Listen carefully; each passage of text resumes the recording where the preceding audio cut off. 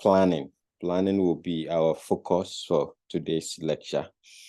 And it's actually the starting of all the management functions is the foremost or the first that before you start thinking about the other functions of management or process of management, you have to begin with planning. So we start with the nature of planning.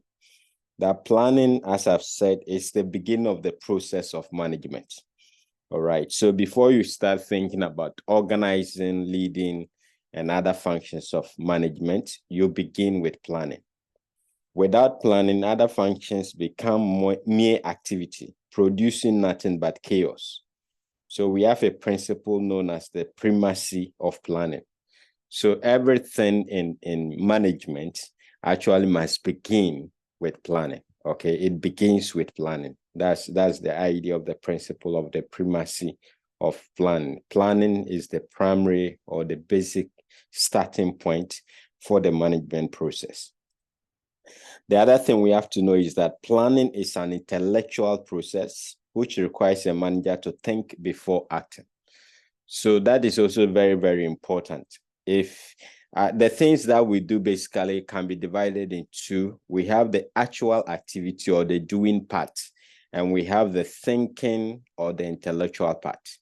If you remember the theories, at one point, the scientific management, there was this suggestion to separate the doing and the thinking part of work.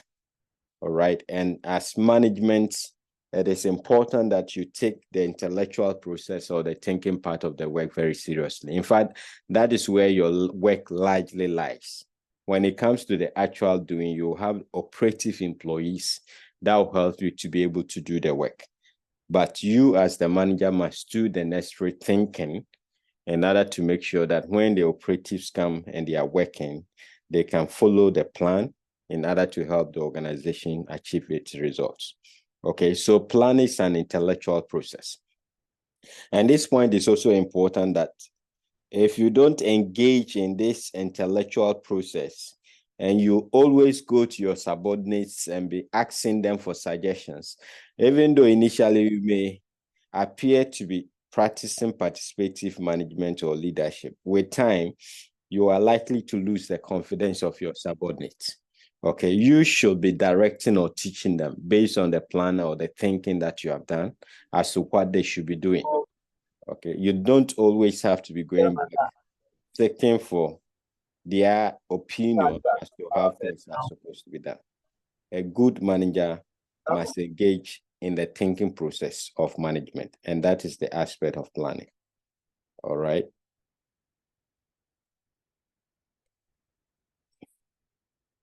Evelyn, I'm struggling to mute your mic. Please mute it. If you join us, just mute your mic so that we can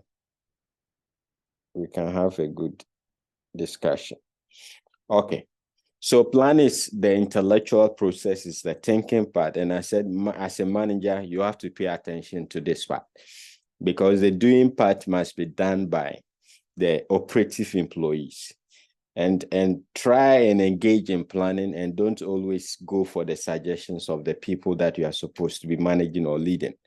Otherwise, you are likely to lose your authority over them. Okay. So nature of planning continued. It is by planning that managers of organizations decide what is to be done, when it is to be done, how it is to be done, and who is to do it. So these are key aspects. All right. As the manager, people, when they come to work, employees come to work, you should have decided beforehand what is supposed to be done for the day or for the week or for the month or for the year. All right. You have to decide when this thing must be done, how it should be done, and who should be doing what. All right. So you have to have the blueprint of what is expected of the other employees in the organization. So the what, the when, the how, and the who need to be decided before the operatives or employees to follow these particular plans that you have in place. Okay, so essentially, planning is about decision making. Decision making is thus an integral part of planning. It is defined as the process of choosing among alternatives. All right. So the what, the when, the how, and who are all decisions. What it means is that there could have been several ways. That, for example, the what, there could be several things that people could have done in the organization, but you have to decide what they should be doing at any point in time. Then when, if you leave it to the employees, they can choose to do it anytime they feel like it. As a manager, you have to make the decision as to when a particular activity must be done. Okay, and all the other questions, the how and the who. So essentially, if you are planning, you are engaged in decision making. Okay, so as a manager, the planning aspect calls for decision making, and you have to know that. Okay.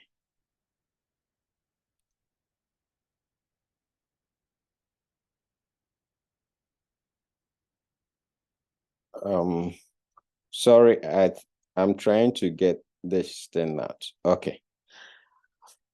Then planning is a continuous process. Thus, a manager must constantly monitor the conditions both within and outside the organization to determine if changes are required in its plan. They call it the principle of navigational change. So as a manager, you also have to pay attention that the fact that you have a plan in place doesn't mean that plan is forever. Okay, as I indicated in my intro, the external environment and internal environment can influence your plans. So you always have to pay attention to changes in your environment. This could be the internal environment or the external environment, and to adjust your plans accordingly. Okay, for example, you will have made the decisions as to what you want to do based on certain opportunities you have identified in the external environment. All right. What if with time, those opportunities are no longer opportunities? Do you still insist or continue with the activity? All right. So based on your appreciation of what is happening in your environment, that should help you as a manager to adjust your plans to reflect whatever is happening, either in the internal or the external environment. And that is the principle of navigational change. Your plans must be subject or must be responsive to whatever is happening in your environment. Okay, so that is the same idea. Related to the principle of navigational change, a plan must be flexible. Flexibility of a plan means its ability to change direction to adapt to changing situations without undue cost. So don't stay with a plan even when everything in that environment is changing. If you do that, you'll not be a good manager. You have plans, and that is the thinking ahead, but also pay attention to your environment. Anything could happen in the environment that will render that plan obsolete or unnecessary. And the plan must be flexible enough to accommodate the changes that might be happening in the external environment. Okay. The next point is that planning is all pervasive function. In other words, planning is important to all managers, regardless of their level in the organization. There are, however, some differences in involvement by managers at different levels. Okay, so when we say plan is all invasive, what it means is that it's not restricted to only top level managers. If you're at the middle level, you'll still be engaged in planning. If you're at the lower level, you'll still be doing some levels of planning. Okay, so planning cuts across the various levels of management. All right. But the only difference is that the focus could be different. If you find yourself at the top, what you should be concentrating on and the duration or length of your plans could be different from if you find yourself at the lower levels of the organization. Okay, so top level managers are generally concerned with longer term periods. All right, so if you remember our levels of management, they are interested in the strategic issues, things that may take about 10 years in helping the organization to achieve, say, 10-year goals, or sometimes 5-year goals, and so on and so forth. That is what top level managers concern themselves with. Okay, but at the lower level, you need to be planning for the daily and weekly activities of the organization. All right. But the point is that at any level you find yourself in the organization, you must be engaged in some form of planning. And I said, as a manager and will-be managers, this point is very, very important. Don't allow your subordinates to come and be doing the planning parts. You lose your legitimacy and your authority as a leader or as a manager. You have to do the thinking for them. And at every level, there is some level of planning that must be done as a manager, and it is important for your rest to take note of that. Okay, so let's move to the importance of planning. Point 1 says minimizes risks and uncertainty. By providing a more rational, fact-based procedure for making decisions, planning allows managers and organizations to minimize risks and uncertainty. So at the heart of planning is a proper understanding of your environment. All right. So you don't just do things anyhow or by chance. You actually gather data from the threats and opportunities in your external environment. You gather data from the strengths and weaknesses from your internal environment, and that will help you to be able to set the objectives that you want to achieve in your planning. All right. Because you have a proper appreciation of your environment, it minimizes risks and uncertainty. Okay. Compare the one who engages in planning, the fact that the person takes into cognizance the happenings in the environment, with somebody who just starts work without a proper appreciation of what is happening in his business environment. The chances are that the one who did not take cognizance of the happenings in the environment may face a lot of risks and uncertainty. Okay, whilst the one that planned will have planned, taking into consideration in the happenings in the environment, and that tend to minimizes the risks and uncertainty of doing business. So that is one importance of planning. The other obvious point is that it will lead to success. With the help of a sound plan, management can act proactively and not simply react. Okay, so the whole idea of planning, as we saw from the beginning, is about thinking ahead. It's futuristic.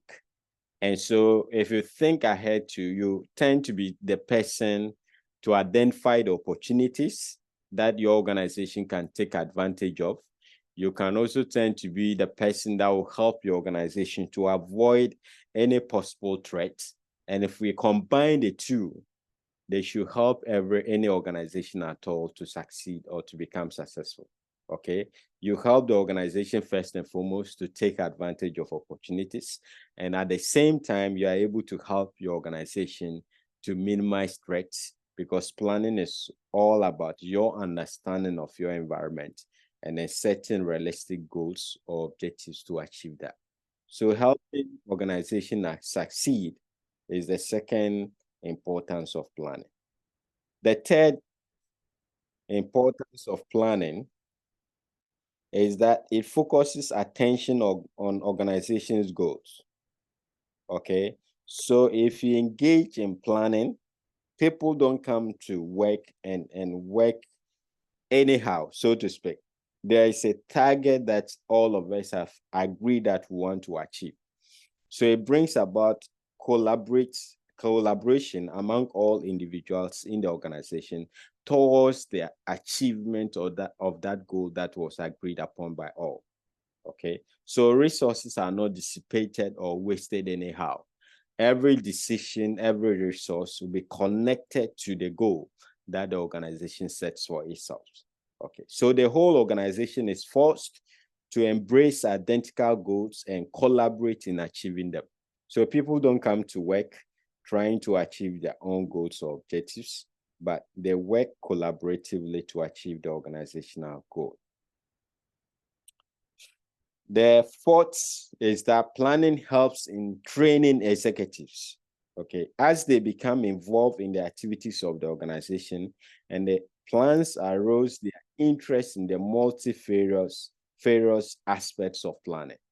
So if you're an executive in the organization, planning will help you to get to know the various aspects of the organization. Okay. As we might see very soon in strategic planning, you pull together all of the various functions of the organization. They all have their role to play. And as executives get engaged in planning, first and foremost, they get interested in the activities of the organization. And secondly, they have a proper appreciation of all the functional areas of the business organization. So the planning process is also a training process for junior executives in the organization. Okay, the last point is that planning facilitates control or helps in controlling. So basically, it is in the plans that we set the goals and the targets that we want to achieve. And control is basically comparing what we have actually done against what we said we wanted to do. Okay, so in your plans, you have your goals, you have your objectives. At the end of the day, you then compare what you've been able to achieve against the goals and targets that you set in the plan. So planning helps in the controlling function.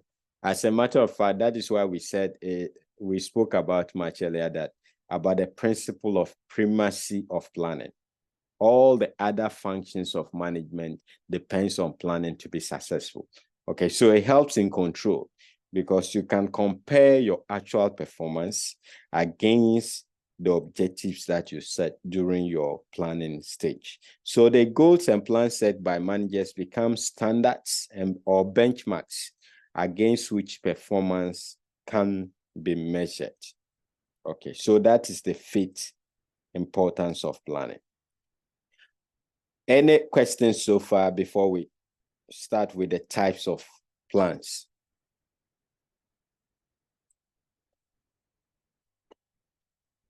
Any questions? Or we are fine? Are we okay? Yes, sir. All right. So yes, so with types of plans, we just have to know the context of our explanation of these types of plans. There could be several types of plans. So you can have plans based on, say, time or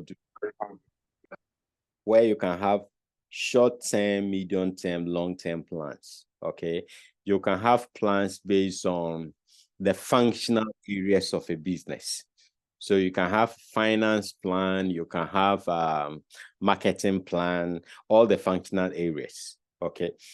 So when we talk about planning, there could be several types of plans. But the ones that we come in to look at are somewhat strategic in the sense that they deal with issues that involves all the functional areas of an organization. We are not just talking about, say, marketing plans or finance plans or production plans. No, these types of plans that we come in to look at are things that involve all the various functional areas of a business. And if you do strategic management also, you are likely to meet the same stuff there. Okay, so strategic management is not about functional management. It's not looking at just marketing or finance. It pulls together all the functional areas in order to help the organization achieve its objectives. So those are the types of plans that we come in to look at. All right. So there are vision, mission, objectives, strategies, then operational plans. Okay, so they are all types of plans. Don't forget our explanation of planning. Planning is something that you think about in terms of the future, what is going to happen or what you're going to do or where you want to be. So all of these things that we see here are types of plans. And as I indicated, they are within the context of trying to manage an organization strategically. Okay, we can have plans based on functions. We can have plans based on time or duration, but these are somewhat strategic in that they address all the functional areas of the organization. Okay, so let's look at, please, if you have just joined us, can you mute your mic, please? I'm getting some feedback from some of you. If you have just joined, just mute your mic so that I don't get the feedback. So we have vision to be the very first one. So at the top of this hierarchy is the vision. This is the dream that an entrepreneur creates about the direction that his business should pursue in future. So the vision is basically the dream, the future pictorial image that the entrepreneur have, about his organization. Where does he want the organization to be? How does he want his organization to be viewed by the world? That is the vision, the direction that the organization should be heading towards. All right. So I think GM has a vision of having a car in every household or something of that sort. All right. So a means of transportation in every household is what their vision is. So for every organization, there must be a sense of direction of where the organization is seeking to go. All right. So that is the vision. It describes his aspirations, beliefs, and values and shapes the organization's strategy. So here we're talking about if the organization is just starting, normally the vision bearer will be the entrepreneur. He will know his aspirations, the beliefs, and the values that he wants the organizations to pursue. All right. And normally it should be based on a certain vision that you have as far as the problems of society is concerned. So the next point is that a vision should be brief, focused, clear, and inspirational to an organization's employees. All right. So as I spoke about General Motors mission, I think that was the mission. Their vision has to do with solving transportation problem across the world or something of that sort. Okay. It's something very catchy. It's not too lengthy, but if you work with that organization, you know that this is where we are going. We want to solve the problem of transportation across the world. When people are thinking about solving their transportation problems, we want them to be thinking about our company. Okay. So it should be inspirational so that employees will feel that they are contributing to something meaningful as far as the world is concerned. Okay. So that is that. I don't know if I was to ask you guys to give me the vision of your organization, whether you can remember that. All right. But it should have been the case that for every organization, the vision of that organization should drive you in whatever that you do. All right. In whatever that you do. So for UCC, you want to be a university of worldwide acclaim. That is basically the brief aspect of it. And to be of that stature, what it means is that if you're a lecturer in that university, you want to be mindful how you lecture. If you are into research, you want to be mindful of how you conduct your research because you want to position your university as a university that has a worldwide acclaim. All right. So that is, it should be inspirational. It should be futuristic. For example, for UCC right now, probably we have conquered Ghana. Africa, we're making waves. Probably it's just a matter of time we will get to the worldwide acclaim that we are aspiring to be. So that is an example of a vision where it provides inspiration for you to want to give off your best because you identify with the vision or where the organization is heading towards. Okay. And it's number one type of plan that every organization must have. Okay. So if you are working on an organization that currently you don't have a vision, you have to be talking to the owner or the entrepreneur for you guys to come up with a vision for that particular organization. The last point is critical. It should be linked to customers' needs and convey a general strategy for achieving the mission. So you don't just set the vision out of any wish at all. It must be connected to the needs of customers. Okay, so for GM, this is about solving transportation problems to be the number one solution when it comes to solving of transportation problems. whatever your organization, businesses are supposed to be spiritual activities. What I mean by that is that they start because you have identified some needs that people have that you want to solve. Okay, you don't start really because you want to make money. Ultimately, we all know that that is what you want, but the prime focus is that you have seen some needs in society that you want to solve. It is when you solve that problem that people will reward you with the money that you're seeking for. Okay, so that is where the vision should be. So the vision shouldn't be that want to be profitable or want to make a lot of money. No, the vision should be that we've identified some problem. It could be transportation. It could be knowledge problem. It could be what? Education. It could be anything, food, hunger. All right. So it is important that the vision of the organization is connected to the customer's needs. And as I said, it is only when you solve the needs of people that you get rewarded with money, and that then will make your organization prosperous. Okay. And if you identify the needs, for example, if you know that you want to solve transportation problems of people, then the mission becomes very clear. You'll now be thinking about what should I be doing in order to solve the problem of transportation.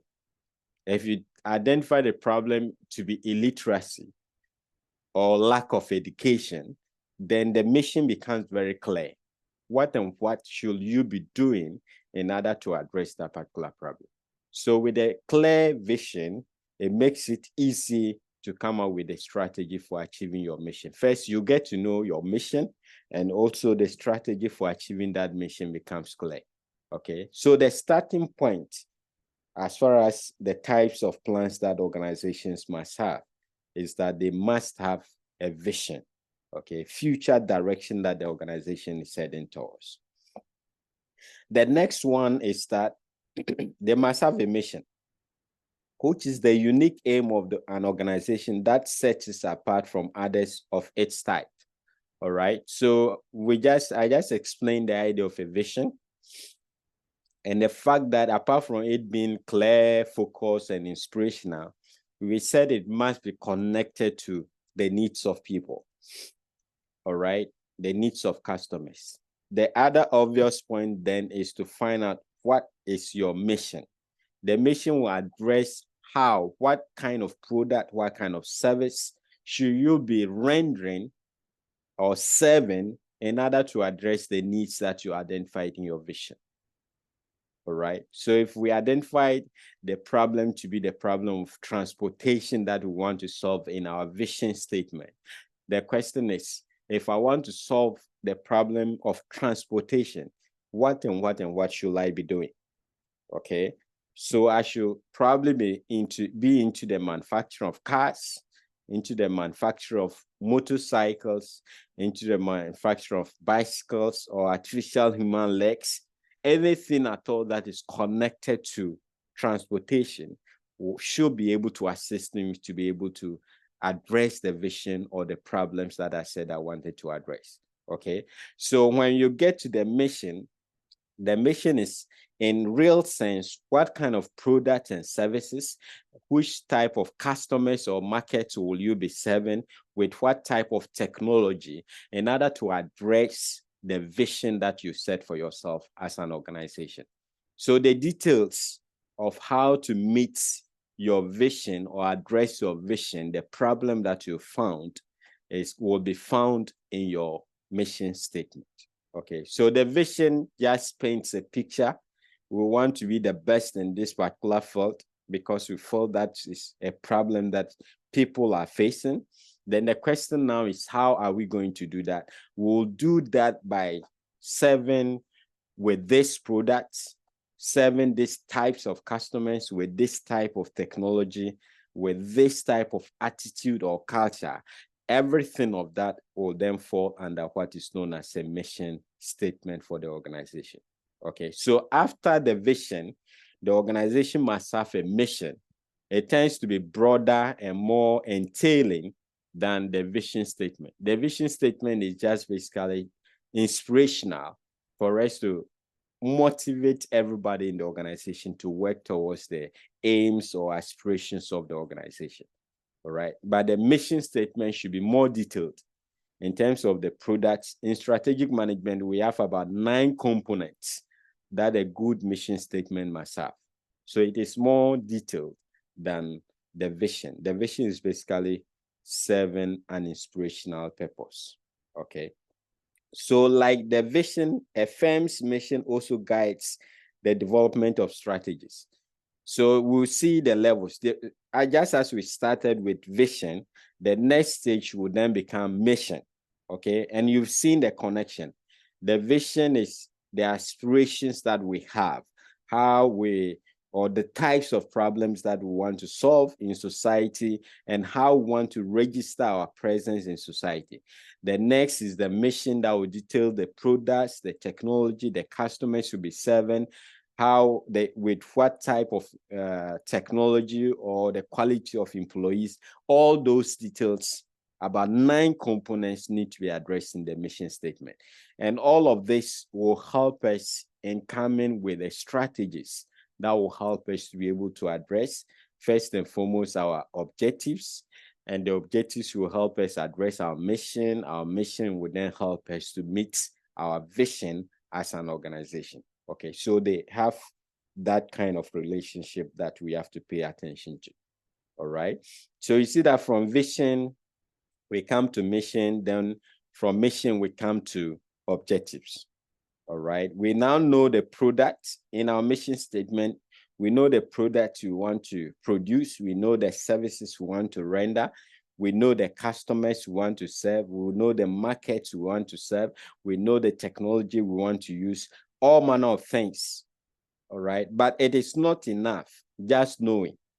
We want to produce or want to be selling cars or bicycles. It is not enough. We want to serve just the African market or want to just serve a particular city. It is not enough. If you just stop at the mission statement, nothing actually gets done. You need to move down lower to what is known as the objectives. Okay, so objectives are goals or aims that management wishes the organization to achieve in pursuit of its mission. So you see the connection. From vision, you get your mission. Out of your mission, you drive your objectives. You get your objectives. All right. So we said wanted to produce cars or manufacture cars. The question is how many? When do we do that? So the objectives will then bring out the details. We want to manufacture 100 cars this year or in a year. We want to manufacture 1 million bicycles in a year, and so on and so forth. All right. So after you've known what you want to do, there is the need for you to set objectives to get the work going in order to be able to achieve the things you said you wanted to do in your mission statement. And that is what is meant by the objectives. Okay. Objectives should be distinguished from the word purpose. So organizations also have what is known as purpose. Purpose is the broad aim that applies not only to a given organization, but to all organizations of its type in that society. So purpose is generally, in strategic management, if you combine the vision and mission statement, that makes up the purpose of the organization. All right. Generally, what kind of solution you are providing or the problem that you are solving, as I've explained earlier. So if you're saying that you want to solve the problem of education, yes, so your purpose is to address illiteracy in society. That is the purpose of the organization. And it will not just be only your organization that will be doing that. All right. So if we take the example of University of Cape Coast, which is mainly about education, you agree that it is not just UCs that is addressing that particular problem. There could be several other organizations having the same purpose of education. All right. That should be different from the objectives. So if you come to UCC, I'm 90% certain that the objectives that we have as an organization will be different from what, say, Tech or Legon, University of Ghana, will have. Okay, even though we have the same purpose. So the same purpose, because it's addressing some general needs or problem of society, is something that several other organizations may have the same, but the objectives tend to be organization specific. You have to look at your organization, look at your strengths and weaknesses, look at what you may call your opportunities and threats, and then set objectives that fit those things. So the purpose is more generic or broad, and most organizations could be pursuing the same purpose. But when it comes to objectives, they are mostly organization specific. Okay, I hope that point is clear. So, for example, the purpose of every university is to impart education, or the purpose of every hospital is to provide healthcare. And we will have several universities and we'll have several hospitals. Objectives are the specific targets to be reached by an organization. For example, a university may decide to admit a certain number of students, or a hospital may decide to admit a certain number of indoor patients. So whilst all of them may be universities, the admission rates or the number of students that they want to admit could differ. Most of the time, it will be different, all right? And if it is a hospital, the number of patients that they target to reach out to every year or every week will be different from one organization to the other, all right? So the purpose is general, and most organizations could have the same purpose. But when it comes to the objectives, every organization tends to have their own specific objectives. Let's look at the characteristics of objectives. So the first one, objectives are multiple in number. This implies that every business enterprise has a package of objectives set out in various key areas. Okay, so the objectives are numerous. There are so many. You can't even start giving examples of that. So you can have objectives that relates to reducing cost of production. You can have objectives that has to do with increasing the quality of your product and services. You can have objectives that relates to increasing your sales revenues or profitability. So they are numerous. There are not multiple number of objectives in an organization. All right. Then we have objectives are either tangible or intangible. So for some of the objectives, for example, productivity and fiscal and financial resources, there are quantifiable values available. All right. So you can measure level of productivity. If it is sales, you can measure.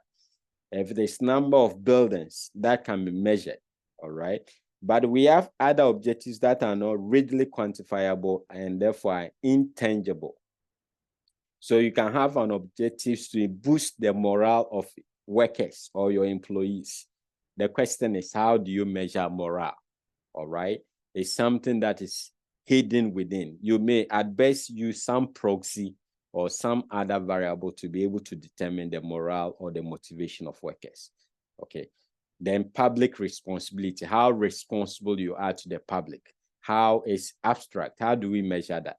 We may just use, say, the amount of money that you have invested in CSR or some other metric to be able to measure that. But the public responsibility itself is something that is not tangible, like counting the number of products or number of buildings that you have in your organization. Okay, so objectives, some may be tangible and others are intangible. 3, objectives have a priority. This implies that at a given point in time, the accomplishment of one objective is relatively more important than of others. So even though they are all objectives, it is possible that one objective is far more important than others. Okay, and you may learn from life experiences that sometimes it is important to achieve some particular objective, because once that objective is achieved, all the other sub objectives get satisfied. Okay, yes. So if we assume that education, for example, is connected to being able to get good jobs or employment, then instead of setting objectives for, say, increasing your salary or living a healthy, good life, all of that requires money. Why not set objectives to be able to increase your level of education, attain a higher level of, say, education? And I'm making this on the assumption that that then has a relationship with getting a good job and getting paid well and so on and so forth. So you realize that once you are able to educate yourself well, and that then tends to getting good jobs, that's where you get a good pay. All the other things that relate to your health, living, having a good standard of living, and all manner of things can then be addressed as a result of attaining just that one objective. Okay, so the same applies to organizations as well. You could have several objectives, but once you achieve others, it makes it easy for you to achieve the other ones. As I said, if you do strategic management, you'll come to note that there are two major types of objectives. We have what is known as strategic objectives, all right? And it is the strategic or non-financial objectives that will help in achieving the financial. The strategic are also known as the non-financial, all right? Then I think we have operational, known as the financial. Once you achieve the strategic or the non-financial, then it makes it easier for you to be able to achieve the financial objectives. So they may all be objectives, but they may be ranked. Some objectives could be far more important than other objectives. Okay. Point 4 says objectives are generally arranged in hierarchy. So that is almost similar to my explanation, but this is quite a bit different. This means that we have overarching corporate objectives of the total enterprise at the top, followed by divisional or departmental objectives. So within this context, we're simply talking about the stages of organizations. All right. So we have the corporate level, we could have the business level, we could have the operational level, and they are in hierarchies. All right. If you achieve the operational level, it helps in achieving business level or divisional level or departmental level. And then that then helps us to be able to achieve the corporate level objectives that we've set for ourselves. All right. Point 5 is also important. Objectives sometimes clash with each other. That is key. For example, the production goal of low unit cost achieved through mass production of low quality products may conflict with sales goal of selling high quality products. Okay, so the production department may have the goal of producing like a lot of products at lower cost. All right. But most of the time, when you do mass production also, you don't pay too much attention to quality. Okay. I'm not saying in all cases, but in most cases. So if that is the objective of the production department, that is likely to conflict with a marketing department's objectives that is dreaming of selling higher quality product or distinct product for customers that are interested in such unique products. All right. So those things can conflict. So objectives can conflict, and it is important that as a manager, you find a way to harmonize these types of objectives. Sometimes it's not in terms of quality, it's in terms of even quantity. Okay. Marketing people says they can sell 5,000 this month. Production says we can produce 10,000. All right. If you don't harmonize this type of goals, it can create cost or conflict in the organization, because marketing says we can sell only 5,000. Production says we have the target of producing 10,000, twice as much as what marketing said they could produce, they could sell, and that can create problem. So point 5, managers, you have to pay attention to that objectives sometimes can clash with each other, and you want to avoid that as much as possible. Okay. So there are requirements of sound objectives, basically. So if you want to set objectives that are effective, that you will be able to achieve. They must meet these 4 criteria.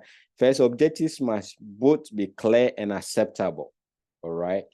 At the end of the day, you want your employees to help you in achieving the objectives. So they must be clear, and they must also be acceptable to the operational guides that will help you in achieving those objectives. Point 2, objectives must support one another. That is very, very important. I think I've explained this over and over again. So there are instances where if you achieve one level of objective, it helps you to be able to achieve the others as well. So it's very, very easy. So if you go back to just the example that we explained, I think last week I even asked the question of when there is a reduction in profit, which department should be blamed, okay? And we're able to see the connections in the chain of value chain of an organization, all right? So if you have an objective to buy only quality input or raw materials, that objective will help the production department to produce quality products and services. If we are able to come out with quality products, that objective helps marketing to be able to sell more, okay? Because rational consumers and customers will want to buy quality products and services. So there is a connection. If the supply chain guys don't pay attention to the quality of the inputs that they bring to the organization, yes, the reverse is also true. It will affect production. They will not be able to come out with quality products. That then will affect marketing. They will not be able to sell because, as we just explained, rational customers will want to buy only quality products and services. So it is important for us to know that objectives support each other, and we have to make sure there is this harmony with these objectives. Objectives must be precise and measurable. That is also very clear, because at the end of the day, you want to be able to control your activities. And the only way to be able to control stuff is when they are measurable. So that you can compare the actual against the targets that you set in your planning stage or in your objectives. Okay. If they are not measurable and they are not precise, it becomes very, very difficult.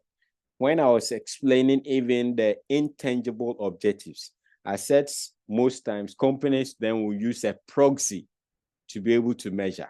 For example, if you want the morale of employees, okay, we said that is an intangible objective. So I want you guys to come in. If you wanted to measure the morale of employees, what else could you use? What tangible stuff can you use to be able to measure the morale of employees in your organization? I want contribution.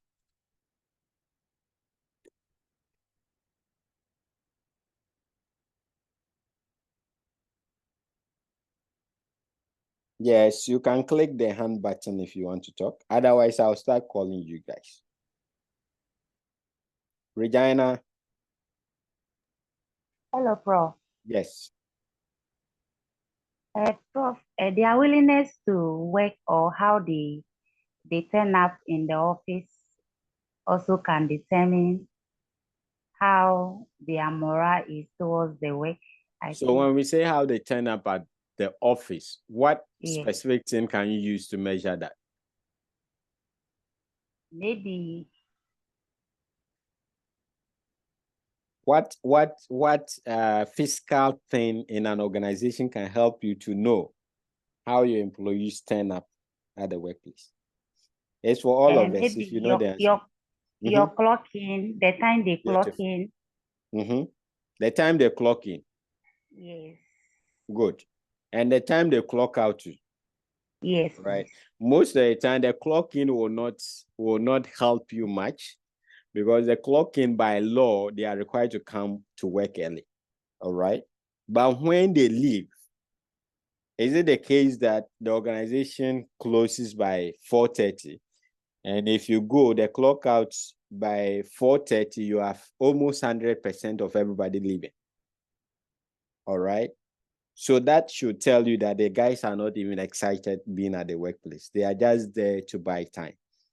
Okay, but if you go and the closing time is 4:30 and you have some clocking out around 6 p.m., 5:30, 5, that should give you an idea that these guys are committed to working for this organization.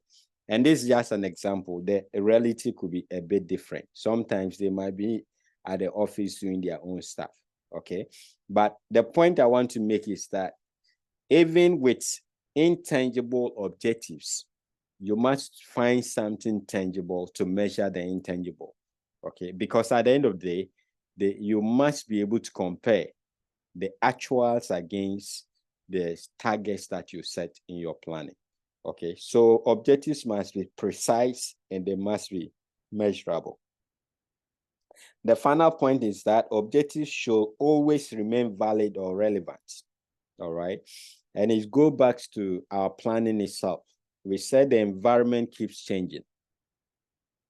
So if you set an objective based on certain assumptions and the environment has so changed that the assumptions no longer hold true, as a good manager, you need to go and read fine or read drafts, change the objectives to reflect the changes that have occurred. Okay. If you stick to those old objectives, they may not be valid. They may not be relevant because the environment has changed altogether. All right. Once again, I think we spoke about it last week. If you had an objective that was meant to take advantage of doomsday some time ago, or COVID is more recent, all right? You had an objective that is built on COVID, but now it is no more. And yet you still have that objective in your organization. You see that that particular objective will not be valid because you'll be wasting your resources on something that no longer exists. Okay, so objectives must always remain valid and relevant. All right, so let's look at some objectives of advantages of objectives. One, they provide a base for planning and for developing other types of plans such as policies, budgets, and procedures. Okay, so they provide a base for planning because planning is all about setting objectives. All right, so you need first and foremost to know the objectives and then what other things that you have to do. And the other things are what we have in point 1. What policies do you have to put in place? What budgets do you have to prepare? What procedures do you need in order to be able to achieve the objectives? So planning is the starting point of the management process, but also in planning, the first thing that begins with planning is the setting of objectives, okay? But in all of that, don't forget we said to be able to plan well, you need a proper understanding of your environment. So it's based on that you begin with your objectives and the other things will follow. You set the right policies, you said put in place the right procedures, you develop the right budgets in order to be able to achieve the objectives. Okay. 2, they act as motivators for individuals and departments of an organization or an enterprise, imbuing their activities with a sense of purpose. So if you have objective, it helps, even at the personal level. Once you have an objective, it motivates you to want to work hard to be able to achieve that objective. Okay, for those of you who want to get an A in this course, I can say, all right, it will affect your attitude in how you attend lectures, how you study, and all that. Those who just want to pass through, it has the same effect. Okay, right now it's possible somebody just joined and he's washing. It's not as if he's even using earpiece to follow us. Okay, he's communicating, chatting somewhere. He's not motivated enough because there is no objective for this particular course. Okay, but if you have an objective, you will pay attention. You will have your book or something by your side to be making notes and so on and so forth. So objectives motivate individuals, both at the personal and organizational level, to work hard, because then you want to be able to achieve the targets that you've set for yourself. Okay. 3, they eliminate haphazard action, which may result in undesirable consequences. Okay, so it's obvious. Once you know what you want to achieve, you don't just do anything. All your actions and decisions will be connected. They will be planned because you know exactly what you want to achieve. Okay, and that will help you to be able to avoid undesirable consequences because you plan everything in the organization to be able to meet the targets that you've set for yourself. Point 4, they facilitate coordinated behavior of various groups which otherwise may pull in different directions.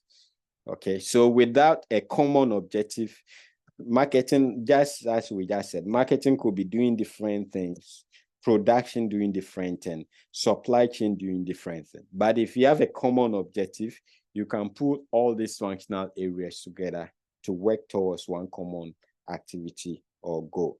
Okay, so it leads to coordinated behavior. 5, they function as a basis for managerial control. So we've explained this point much earlier. In objectives, you have the targets. At the end of the day, you can compare the actuals against the targets or the standards that you set in the objectives. So they help in managerial control because controlling is all about comparing actuals against standards and find out whether there were deviations, and if there were, what corrective actions or measures to take. Okay, so it helps, or they help in managerial control. Point 6, they facilitate better management. Okay, so all the other functions will be based on this. And we said the starting point is planning. Within planning also, you have the objective setting. All right, once you have the objective, you can lead well, you can guide well, you can direct well, you can also control all the other activities of your organization. Okay, so objective setting, objectives helps in better management because you know exactly what you want your subordinates to achieve. All right. Point 7, they lessen misunderstanding and conflict and facilitate communication among people by minimizing jurisdictional disputes. All right, so all of us know what we want to achieve, and so it's very, very easy. Jurisdictional dispute basically means marketing people feel that we are marketing. We have to do what we want. Production says we are production. We don't care about whatever is happening in other departments. All right, but objective will let go of all of this kind of entrenched positions. Because basically we all know that in order to achieve this objective, we have to coordinate, we have to harmonize, we have to cooperate with each other in order to be able to achieve that. So it will lessen misunderstanding and conflict because at the end of the day, we all want to achieve that objective anyway, okay? Point 8, they provide legitimacy to organizations' activities, all right? So it provides the basis for decision-making. So a manager, if you decided that you want to allocate some resources or in your budget, you estimated some amount, the only justification you can have when you are confronted with that such an allocation is when you can connect that allocation to the objective of an organization. Once you can show how that resource can help in the organization attaining its objectives, then you obtain what is known as legitimacy. Okay, but if there is no relationship between the spending or the expenditure and the objectives of the organization, and when I mean relationship, I'm not talking about a remote relationship, all right? There must be some direct connection between that budget allocation and the objective that the organization has set itself. Once you can prove that, then it provides what is known as legitimacy, okay, for those activities that you'll be doing as a manager. All right. So any questions so far before we move to the next bigger type of plan? Any questions?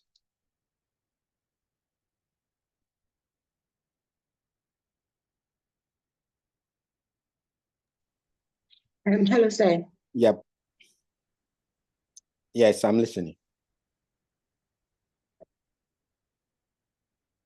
And sir, please, I wanted to know if these things that we are going through, the vision, the mission, how are they types of plan, or they are stuff that inform us on what to plan for? Like, do they aid, they help us, like they form the basis of how we plan, or they are types of plan itself? In itself, there are types good. of plan. Maybe you joined late. So I explained that there are various types of plans, but these types that we are considering generally will come together to form what is known as a strategic plan of the organization, because it calls for all the organizations to work together to achieve that. Okay. There are types of plan, but not the normal ones that you know. So we can have, say, production plan, we can have marketing plan, we can have what again? All the functional areas. You can have plans that are based on time, short-term plan, medium-term, long-term plans.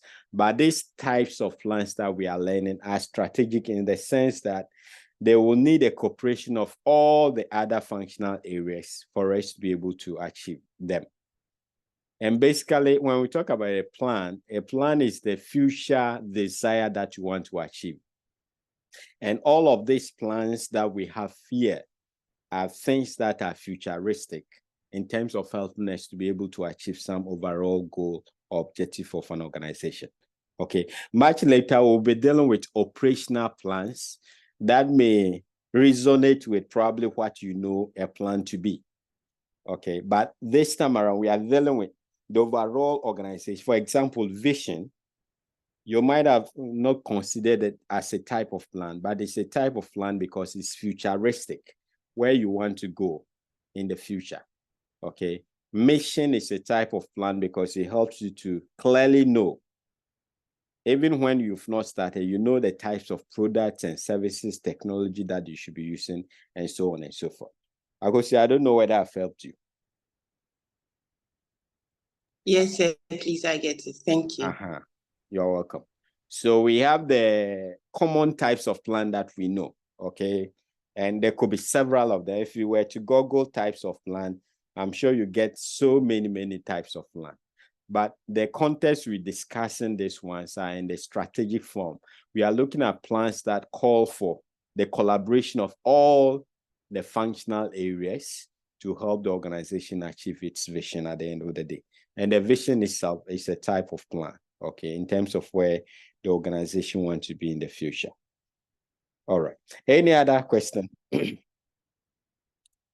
Any other question? Okay, so we move to the strategy. So pay attention to the connection. We started with vision. That tells us the dream of the entrepreneur or the business or the organization. Then we got to mission. That will tell us the type of products or services or markets or technology specifically we should be using or producing or manufacturing in order to achieve our vision. Out of the mission, we came to objectives. Okay, it's not enough to know the products or service that you want to render, but how many of them and at what time and so on and so forth. So real targets need to be set, and that is what we just discussed under objectives. Then we now come to the objectives itself. What are the tactics or the strategies that will help us to be able to achieve the targets that we've set for ourselves? Okay, so they are in a chain in a way. Okay, they follow. So if you set the objective, it is also not enough to just have objectives. You want to ask yourself, what are the means? What should I be doing in order to be able to achieve these objectives? So that then brings us to strategies as types of plans that you should have as a manager. Okay. So this whole topic really is almost like strategic management, all right, as I said from the beginning. So planning within our context is within the context of strategic planning. So strategy as a term originated in the military, which connotes a response to a competitive environment. So the military, if they want to go for warfare, you don't just get up and go. Even for the recent war happening, between Gaza, Hamas, and Israeli. I'm not sure it's just out of emotional decision that Israel said they wanted to attack Hamas. All right. If you have been following the news, they have maps, they know the tunnels and so on and so forth. We are not discussing the conflict, just using it as an example. Okay. So they know, they have their tactics, they have their strategies, where to bomb, whether by air, when to do the ground attacks. So the concept of strategy actually started from the military. And it normally comes within the context of a competitive environment where you have to battle with other people or other persons in order to get what you want. Okay. So business organizations or organizations generally learned that from the military when they talk about strategies. And here in our context, we're talking about after you've set the objectives, what are the strategies? What are the tactics you need to put in place in order to be able to achieve the objectives or the targets that you've set for yourself? Okay. So a corporate strategy is a plan that takes competitive factors into account and provides an optimal match between the firm and the environment, right? So if you want to set a good strategy, once again, you need a proper appreciation of your environment. Two important environments. I said the internal environment and the external environment. Once again, I will want to advise you to go and listen to my teachings on business and its environment, or there are other two teachings on internal and external environment. It will help you a lot. The internal and external environment, I taught that in strategic management, okay? Business and its environment are discussed that under fundamentals of business. And those two will help you a lot to be able to appreciate this particular topic. Regina, I saw your hand up. Yes, thank you, Prof. Please, concerning the referrals that we are referring us to listen to, please, I want to ask, we are not learning only for the exam, but after your lecture, I think we only have a week to start our exam, and your paper is our first paper that we are going to write. Okay. So I want to know the exam, like, is it part of the exam area so that we'll focus on No. because we don't have any... Regina, when I'm teaching, I'm not thinking about the exams. I'm teaching people, managers. So I'm not teaching you to pass exams. I'm teaching you to understand. I'm teaching you to understand the concepts of management, right? And life goes beyond exams. Yes, so, I said it earlier. But... Yeah, so as I begin the introduction, I told you guys it's not part of the course outline. Okay. But I said that if you skip that, you might not appreciate this particular topic on planning because it's hinged on your understanding of business environment. All right. So it's not really, if it's going to be examined, it will still be these same questions. All right. Like the point I'm trying to explain right now is within business environment. All right. Okay. So yes. So it's just for your additional learning. All right. And don't be thinking too much about exams. Life goes after you've had a grade. The important thing is when you go and you are working as a manager or a leader somewhere, how do you apply this knowledge that you have acquired? Okay. So my whole dream is for you to understand the management principles well, and not just because I want you to pass exams. That is not to mean I'm not interested in you passing the exams, but my focus really is for you to understand the subject very well. Okay. And exams then becomes the byproduct once you understand the topic well. Okay. All right. So yeah, so let's go back to a corporate strategy is a plan that takes. Hey, so hand up again, Rihanna. No, Prof. I think I've lowered it. Okay, fine. That's fine. So a corporate strategy is a plan that takes competitive factors into account and provides an optimal match between the firm and the environment. So 2 important activities involved in strategy formulation are environmental appraisal and corporate appraisal. So to be able, your strategies should help you to take advantage of opportunities and also minimize threats. To be able to do that, you need to do environmental appraisal. You need to understand environmental appraisal is connected to the external environment. You need to understand your external environment. Corporate appraisal is your internal environment, okay? When you do environmental appraisal, you come out with 2 things. You'll get to know your opportunities and you get to know the threats in the environment. When you do corporate appraisal, you are interested in 2 things. You'll get to know the strengths of your organization and you'll also get to know the weaknesses of your organization. It is on the basis of this. So we have a common term known as SWOT analysis, all right?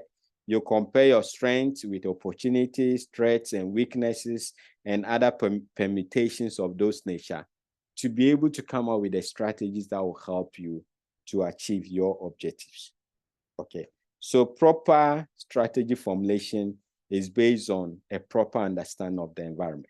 All right, so the next slide is basically what I've said. So the environmental analysis will help you to know the threats and opportunities available in your external environment. And when we talk about the external environment, so you see what I was talking about, Regina, they are here, but here we will not explain them in detail. So you need to know about the political and legal factors, the economic factors, the competitive factors, the social and cultural factors. These are all things in your external environment. And these things could operate in such a way that at some point they may be providing you with opportunities. At other times, they may be serving as a source of threats for your organization. And as a manager, you need to know, okay, whether you'll be getting opportunities from these factors or they are threats that you have to be combating, okay? Then the corporate appraisal, as I said, you'll get to know your strengths and weaknesses. The whole idea is that when you get to know your strengths, you build those strengths until they become what is known as the core competence. In fact, some scholars have what is known as distinctive competence. So it gets to a point where that particular strength, when it comes to that particular industry, you are the only person who can do that activity well. Okay, so if you get to know and you develop your strength to become what is known as the core competence, that can help you to gain what is known as sustained competitive advantage. So you do the corporate appraisals to know your strengths and weaknesses, and you want to know your strengths and weaknesses so that you can ride on your strengths to gain what is known as a competitive advantage in that particular industry. Okay, so that's formulation of a strategy is like preparing for a beauty contest in which a lady tries to highlight her strong points and hide her weak points. So that is the whole idea of formulation of strategy. How best can I use the strengths that I've identified to take advantage of opportunities in my external environment? And at the same time, how can I minimize the negative impact of the weaknesses in my organization? Okay. And don't forget, all of these discussions are within the context of we trying to achieve the objectives that we've set for ourselves as an organization. Then we move to the modes of strategy formulation. So Metzberg has described 3 modes of strategy making. The first one is a planning mode, is systematic and rational. So when you're formulating strategies under the planning mode, normally it is when the environment is okay, like things are normal. Okay, so you can think systematically and you can be rational because nothing really dangerous or devastating, or even if it is not devastating, sometimes it might be an opportunity that calls for radical decisions. Nothing is happening in the environment. The environment is stable.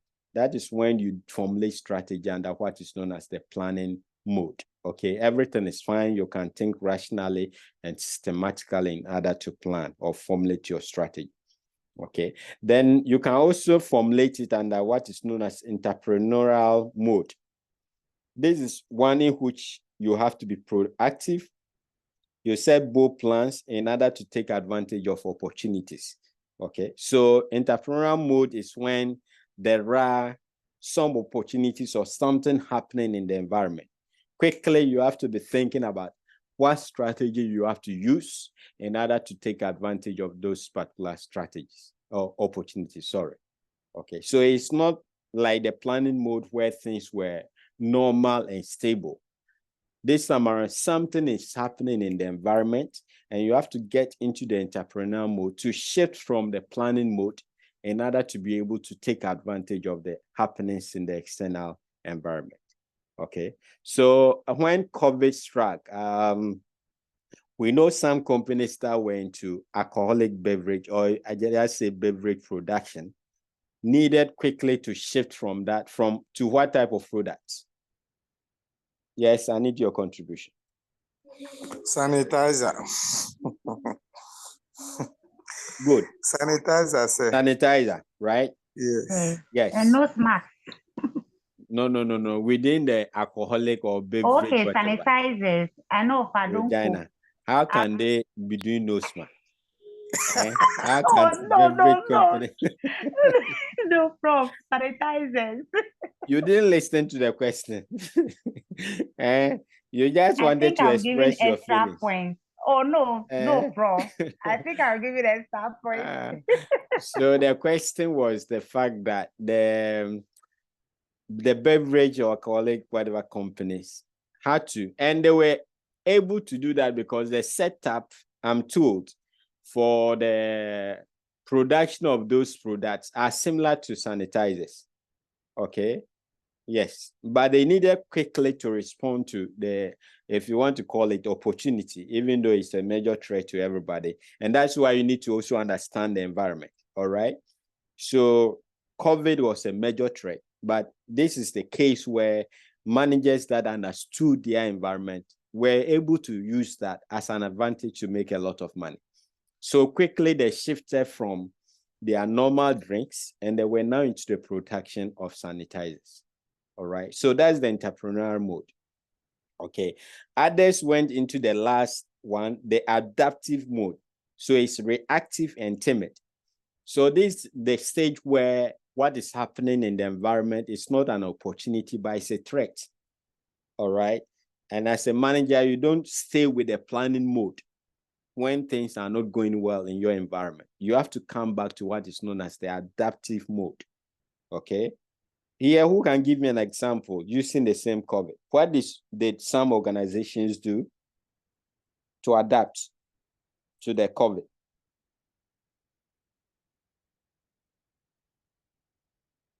Yes, I want response. Yes. Sir, I'm listening. social distance. Yeah, so these are minor. I want corporate decisions or strategies. Some corporate decisions that happened as a result of COVID. Okay. Some took the decision of, if you are not wearing nose mask, you can't enter their premises. Okay, it's fine, but it's not really a strategic issue. I want a strategic issue. Some of the strategic decisions. That is the Zoom meetings.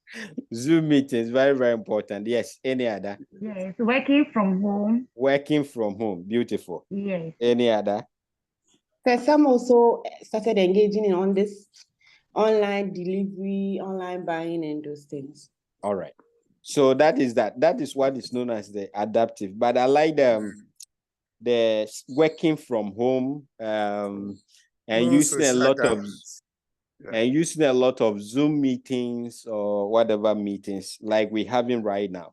All right. Yes. In fact, UCC bought into this idea of online teaching during that period. You can all remember that in those days, if you had your degree based on online, everybody thought the quality wasn't good, right? And we all looked down upon people that had online degrees and all that.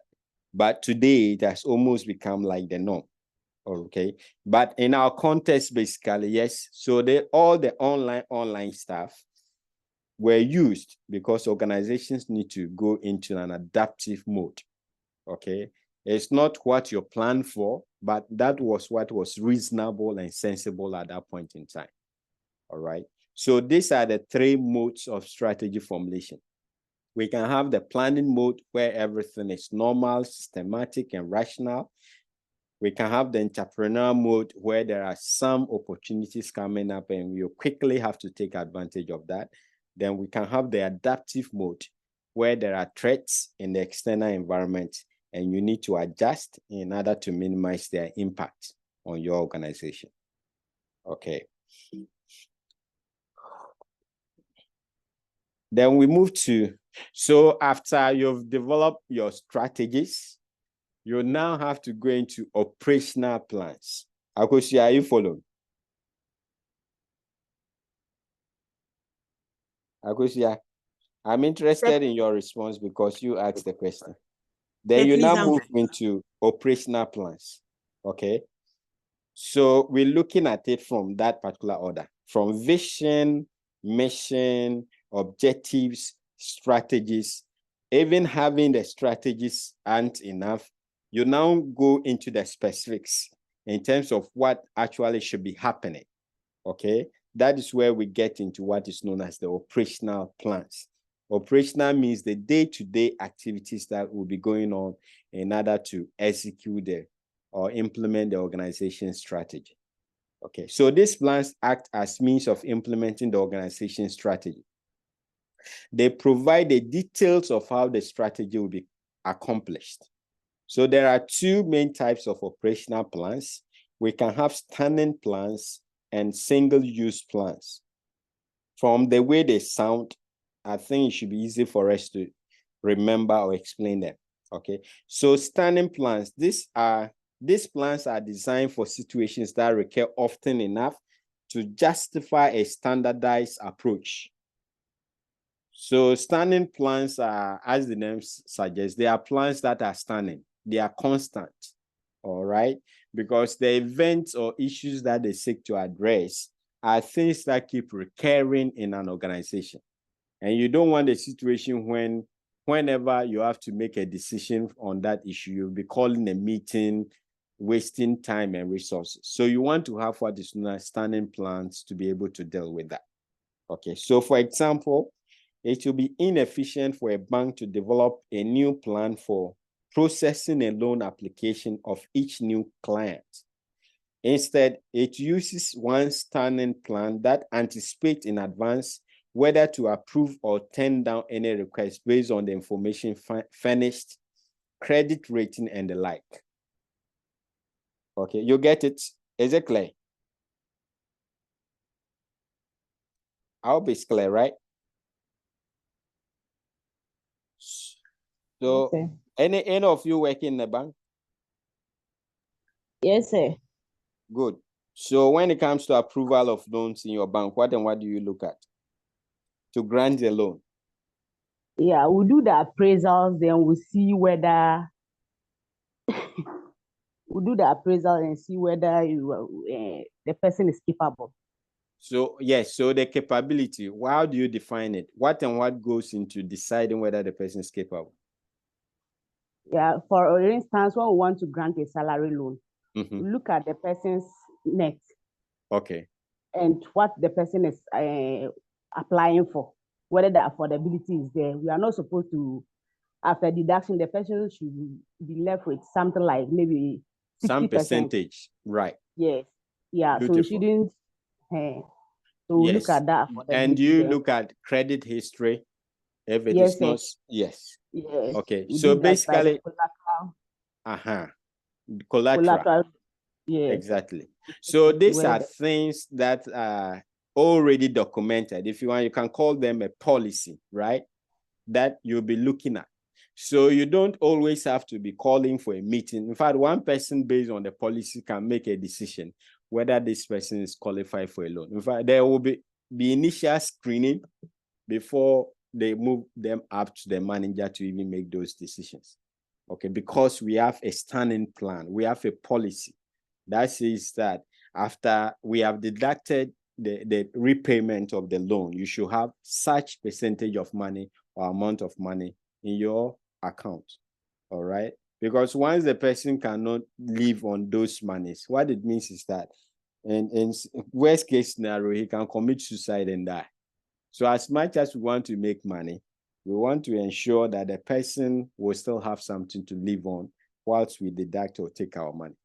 Okay, so it's an example of a standing plan, and we'll be looking at types. One is what I just mentioned. We have what is known as a policy that every organization must have. And these policies and standing plans, don't forget, they are all meant to achieve the strategies of the organization. The only difference is that we don't want a situation where, as a manager, every day you have to be making a decision. Okay, so we have policy on, say, dress codes. We have standing plans on timeliness to work. All right, so if you are late, there is a policy in most organizations. The first time, what should be done to you. The second time, what should be done to you. The third time, what should be done to you. Okay, this is meant to avoid frequent the toll that comes with making decisions over routine activities. So you have what is known as a standing plan. All right, so we have types of standing plans. So the first one is we have policies, we have procedures, we have methods, and we have rules. Okay, so there are types of standing plans. We have policies, we have procedures, we have methods, and we have rules. What is common about all this is that they are standing, they are constant. So if we want to make any decision, we go to them. If there's a policy issue, we go to the policy of the organization to know what the organization has said about that particular issue.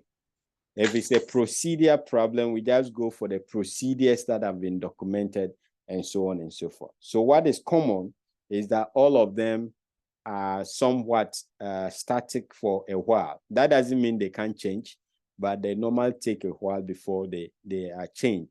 Okay, that is why they are known as standing plans. So let's rush through them quickly. So we have a policy. A policy is a verbal, written or implied overall guide, setting up boundaries that supply the general limits and direction in which managerial action will take place. So the example that we just explained about loans, all right? If you deduct and the person's amount will be less than a certain amount, it's straightforward, you reject. Okay, if the person will have more of that, then probably you move to the next step and look at the credit history. Is this somebody who has been running away with loans? If there is no history like that, then you move to collateral. In case the person is not a salary worker, and that is important, you want to check that as well. Okay, so all of this will be documented in the policy of the organization, the requirements a loan applicant must meet before he can be granted a loan. Okay, there are policies in various areas. All right, when it comes to recruitment, which people should be selected, blah blah blah. All of this normally will have a policy to avoid the need to always meet in order to think or take certain decisions. So objectives are endpoints of. So it should be noted that both policies and objectives guide thinking and action, but with difference. So they are all thinking and guiding us in our decisions. The difference, however, is that objectives are endpoints of planning. What we want to achieve at the end of the day whilst we plan are the objectives, while policies channelize decisions to this end. So it's the policy that will guide us in order to be able to achieve the objectives that we have in our plan. Okay, all of them serve as a guide, but one is the end and the other is the means to the end. Okay, so policies are means to the end and objectives themselves are the end that we're seeking to achieve. So what are the advantages of policies in organizations? Point one says policies ensure uniformity of action in respect of various matters at various organizational points. This makes actions more predictable. Okay. So who works at the bank? Please, your name? Tenny. You said? Tenny. Tenny. Okay. Yes, sir. So yeah, so if you have a policy in place, if Tenny is not around, it's very easy. It should be easy for Frank, if he works at the bank, to just look at the policy to make the same decision as Tenny will have done. All right. It's possible for any other person to make the same decision because they will all be guided by the policy of the organization. Point two, policies speed up decisions at lower levels because subordinates need not consult their superiors frequently. So I think this point is very clear.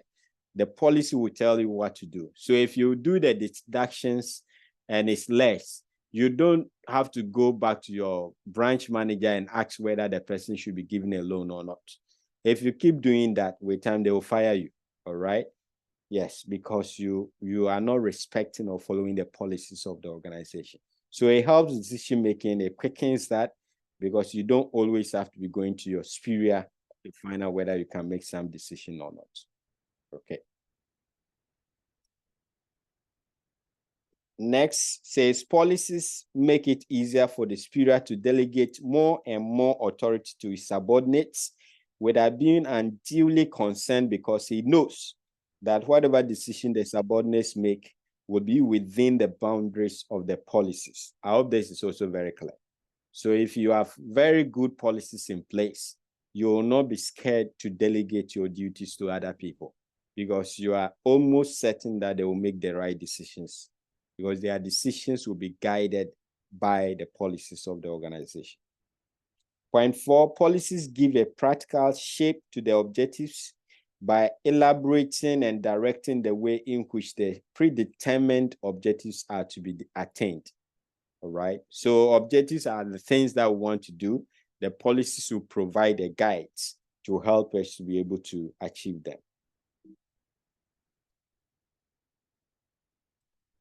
So we have types of policies. The first major classification we can have is classification on the basis of sources. Where are we getting those policies from? Then we can have classification based on functions. Then we can have classifications of policies based on organizational levels. So let's go back to the first one. Classification based on sources. Okay. So we have originated policies. These are policies which are usually established formally and deliberately by top managers for the purpose of guiding the actions of their subordinates and also their own. So originated policies, you can call them the planned policies, the policies that top management and everybody start together to decide that these are the policies that will guide the organization, all right, to guide both the top and everybody in the organization. Then we have what is known as appealed policies. So appeal policies are those which arise from the appeal made by a subordinate to a superior regarding the manner of handling a given issue. So the originated policies are the planned ones, the things that top management and everybody have decided on. But in the course of running the business, there may be some issues that will come up that the existing policies or the originated policies do not cover. And as the subordinates come to make complaint of that, then the organization can now start or can now develop policy to cover that particular or those particular areas. Okay. So for example, University of Cape Coast, we have policies on many things, but one that I want to use an example is recently we've realized that most of the leakage of our questions come from teaching assistants. Okay, and what I mean by teaching assistant are national service personnel. But whilst we have policies as to how to discipline lecturers or senior members, and under university staff that engage in such malpractices. We don't have a policy on national service people, okay? Because technically the person is not an employee of the organization. So whenever they engage in exams malpractice, it becomes a problem as to how to deal with that, okay? And now there is a committee, they are almost done with their work, developing a policy as to how to deal with what kind of punishment, for example, should be given to people, national service personnel that engage in exams malpractice, okay, and so on and so forth. So there is now a new policy that is coming up, and it's an example of what is known as an appealed policy, because it wasn't originally part of the policies that the university are. And as an organization, you will also be experiencing that from time to time. You'll realize that there is some gray area that the organization or management didn't think about in terms of having a policy to address. So those types of policies are known as appealed policies, all right? Then we have implied policies. There are also policies which are stated neither in writing, or which are not stated in writing or verbally. They have not been stated anywhere. So such policies are called implied policies. And these ones are very, very tricky. And if you are an employee in any organization, you want to pay attention to them, okay? Because they can frustrate you. Normally, the written ones, or what everybody knows, is easy to deal with. You can prepare your life around that. But if you don't pay attention to the implied one can work against you sometimes, okay? So with implied policies, they are not things that are written, but they are things that could be used against you, okay? So for example, a university, once again, based on complaints, that thing has been addressed under appeal policy. But it used to be the case that the statute, they didn't have any requirement. If you were applying for promotion, I don't know whether you are familiar with how university lecturers are promoted here and there. Okay, but I'll try to explain that to you. So normally there are you are supposed to, if you want to move from lecturer to senior lecturer, you are supposed to have at least 5 publications, all right? So publications are papers that you've written, most of the time empirical papers that you've written. They have been accepted by some journal somewhere, and those papers have been published. If you will move from lecturer to senior lecturer, you need 5 of them, all right? But also, if you are in the system, especially in UCC, you'll be hearing that at least one of those papers should be sole authored papers. Sole authored means that we have papers that you can collaborate with other people to write. So you have 2, 3, 4 people's name on the same paper. Sole authored means you are the only person, okay, who has written that particular paper.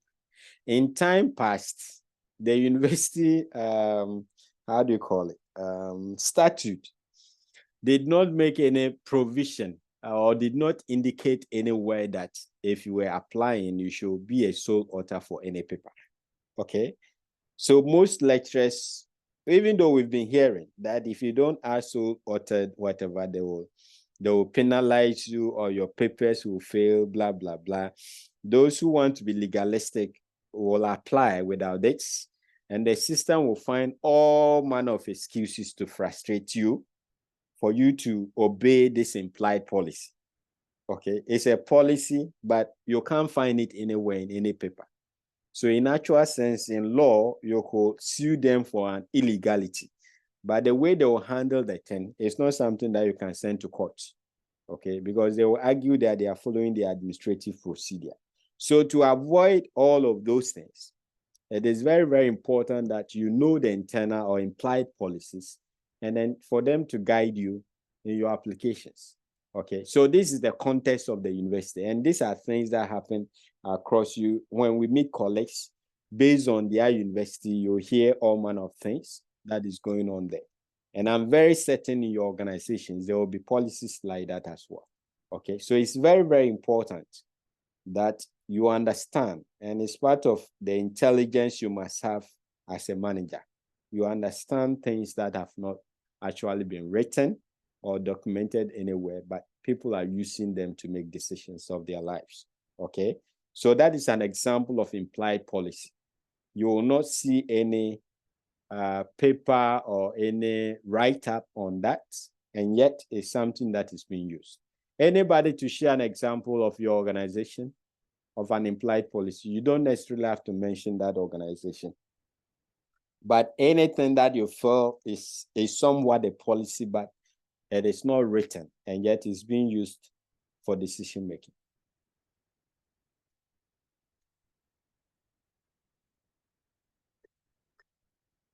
By the way, example I just gave, now there is a policy that is based on appeals and all the noise that came from that. Now we have a policy that clearly provide guides, okay? The number of sole authored paper you must have, the number of lead papers you should be the lead author on, and so on and so forth. Everything has been clarified now, okay? But in time past, there was no policy, and yet people suffered as a result of that, okay? Anybody to share a policy, or we should proceed? You are scared. I said don't mention your organization. Okay, or maybe there is none. Let's proceed. So we have externally imposed policies. Okay, it's from the name. So policies are sometimes imposed on the business by external agencies such as government, trade associations, and trade unions. All right. So with this type of policy, it's not the organization that brought it, but it is being imposed on the organization. Okay. So follow this, follow that. Now, most universities in Ghana are battling with GTech, because most of the time they come with policies that conflict with the practice in various universities. So it's an example of what is known as externally imposed policy within the education or university circles.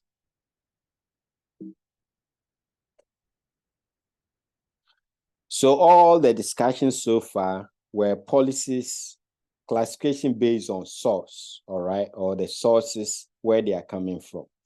The next one can be policies based on functions.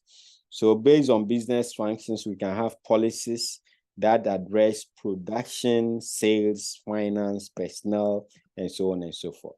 Then we can have policies based on the organizational levels. So we can have policies on this basis. Policies range from major company policies through major departmental policies to minor or derivative policies applicable to the smallest segments of the organization. Okay, so these are the various levels, units, departments, policies that should guide how they operate. Okay, so we want to see some guidelines for effective policy making. We'll just run through them because, as I said, this is quite lengthy lecture. So one policy should, as far as possible, be stated in writing. So that's key. Policies must be in writing. The implied policy that we explain, even though it exists in most organizations, that is not a good practice. It tends to be most times unfair. Not to have known something and yet it is being used against you. That is not right. Yeah. So policies must be in writing. Policies should make their purpose clear, define the appropriate methods, actions, and responsibilities, and delineates the limits of freedom. Please, I'm getting feedback.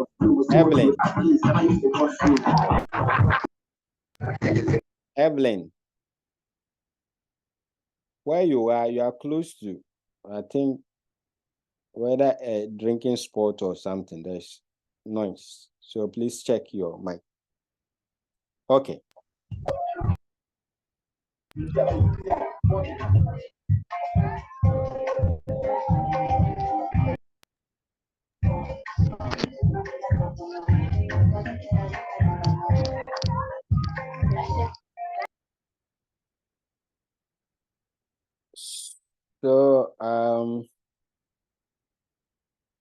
Sorry for the mess up.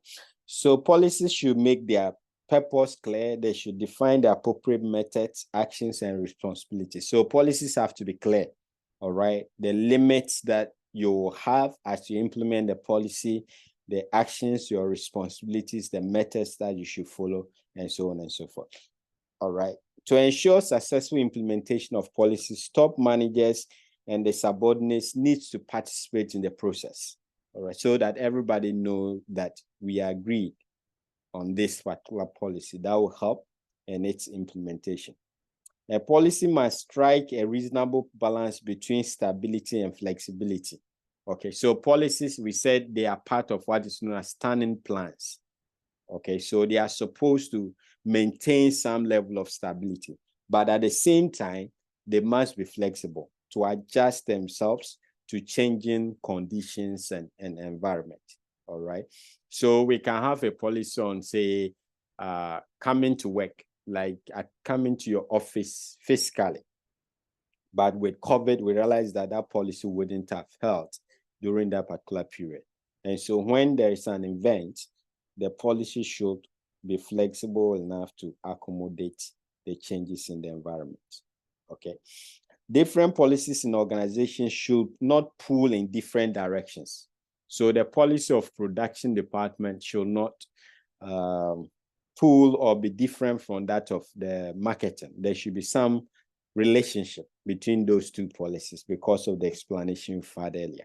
They shouldn't be opposing each other.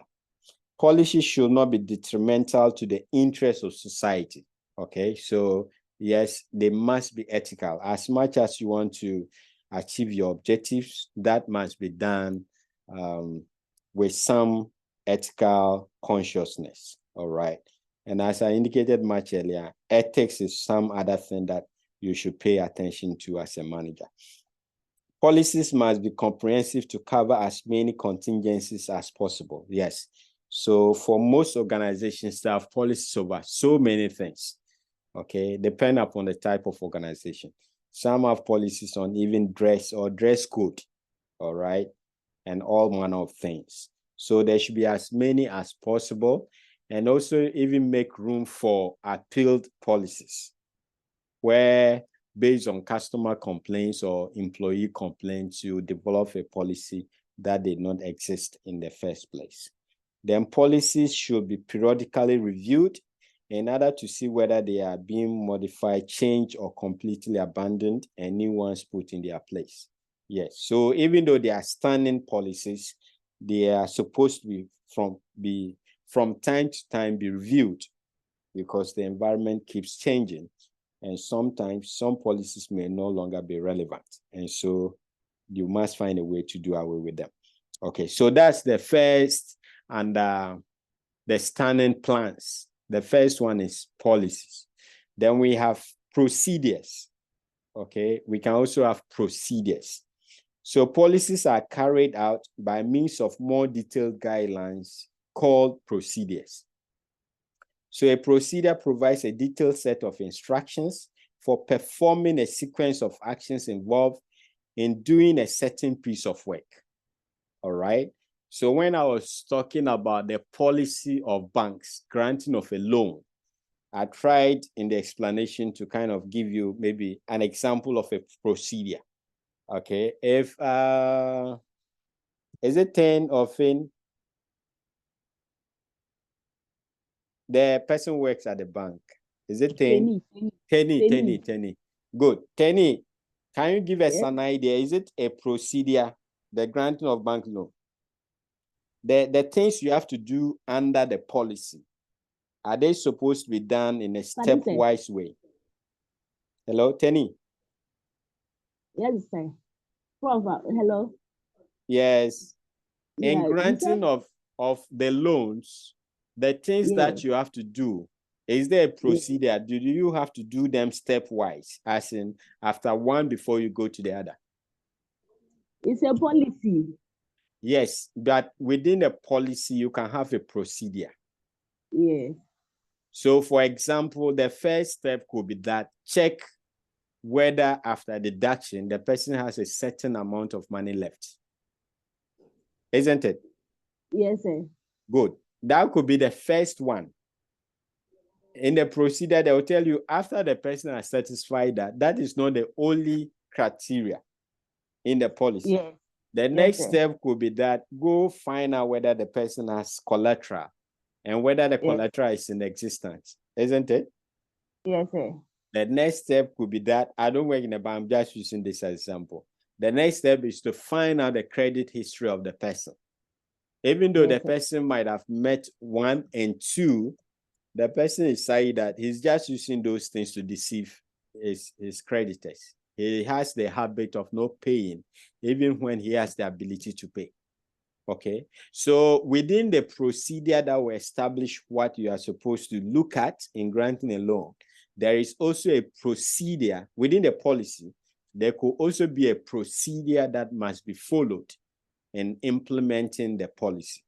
All right, so that is what we're driving at. So the procedure is also a standing plan. It's an example of standing plan, but it helps in dealing with issues in policies or addressing policies.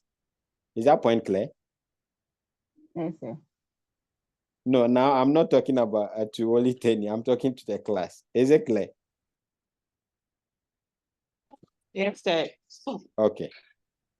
So we can have policies as an example of standing plan. We can then have procedures that will tell you the step-by-step process that you must go through in order to be able to achieve that particular policy. So let's look at the difference between policy and procedure. So policies are general guidelines or guides to both thinking and action of people at higher levels. All right. Procedures are general guides to action only, usually for people at lower levels. So at the top level, they will know or give them the policy. But when it comes to the shop floor people that must do the actual work, what they need most is to know the procedure. All right. So first check this, next do that, and so on and so forth. Okay. But policies will normally be for higher level. Procedures will be those people at the lower level. Next, policies help in fulfilling the objectives of the enterprise. Okay. Procedures show us the way to implement policies. So whilst policies directly will be helping us to achieve the objectives, procedures will help us to be able to achieve the policies. So procedures are sub under policies. All right. You have a policy. Within the policy, you have a procedure that you have to follow. Policies are generally broad and allow some latitude in decision making. All right. But procedures are specific and do not allow latitude. So procedure, do this, do that, do this, follow this step. That's the procedure. You have to do that. So it doesn't give room for the lower level employee to decide whether they want to do something or not. Okay. Policies are often established without any study or analysis. All right. So policies are general guides. If the person do this, that, and so on and so forth. But procedures are always established after thorough study and analysis of work. Because if you get the procedure wrong, everything will be wrong. So procedures are not done just like that.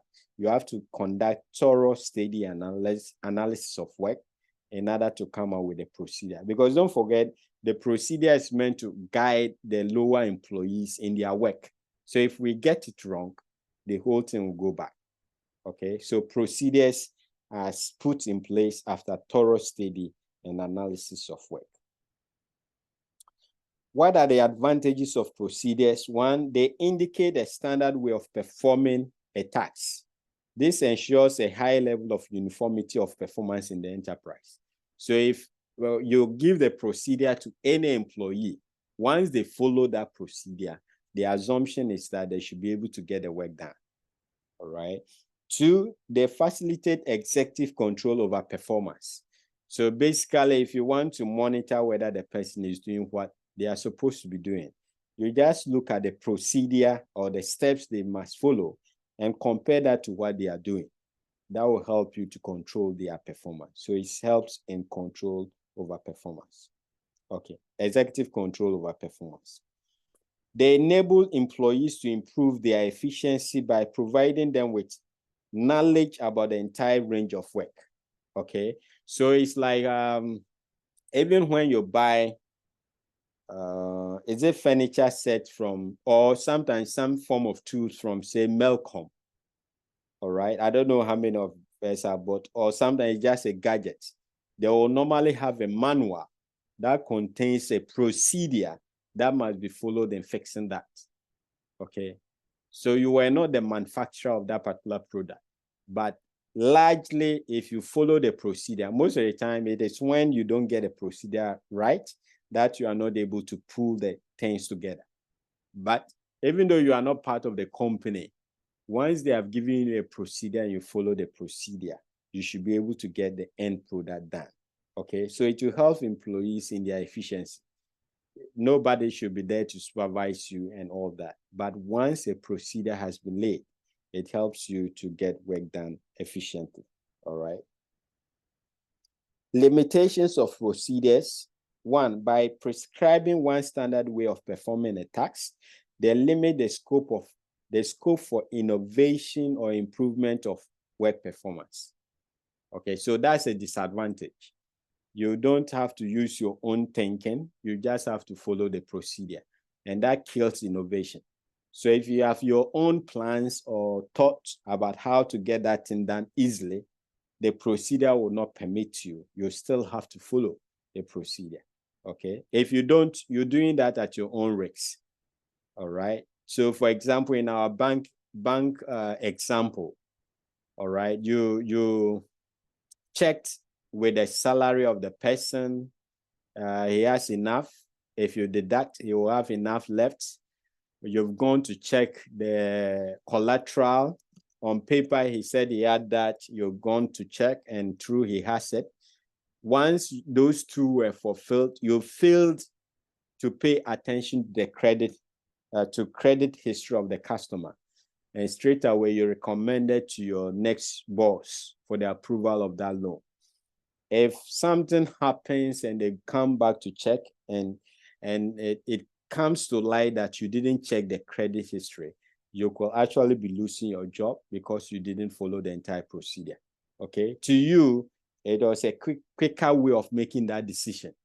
Instead of going back to check whatever the credit history of the customer, you felt that with the salary and with collateral, that should be enough. Okay, so procedures are very, very important, and it is important that you follow that.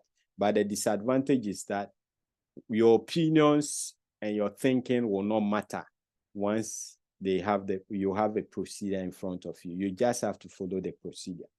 Okay.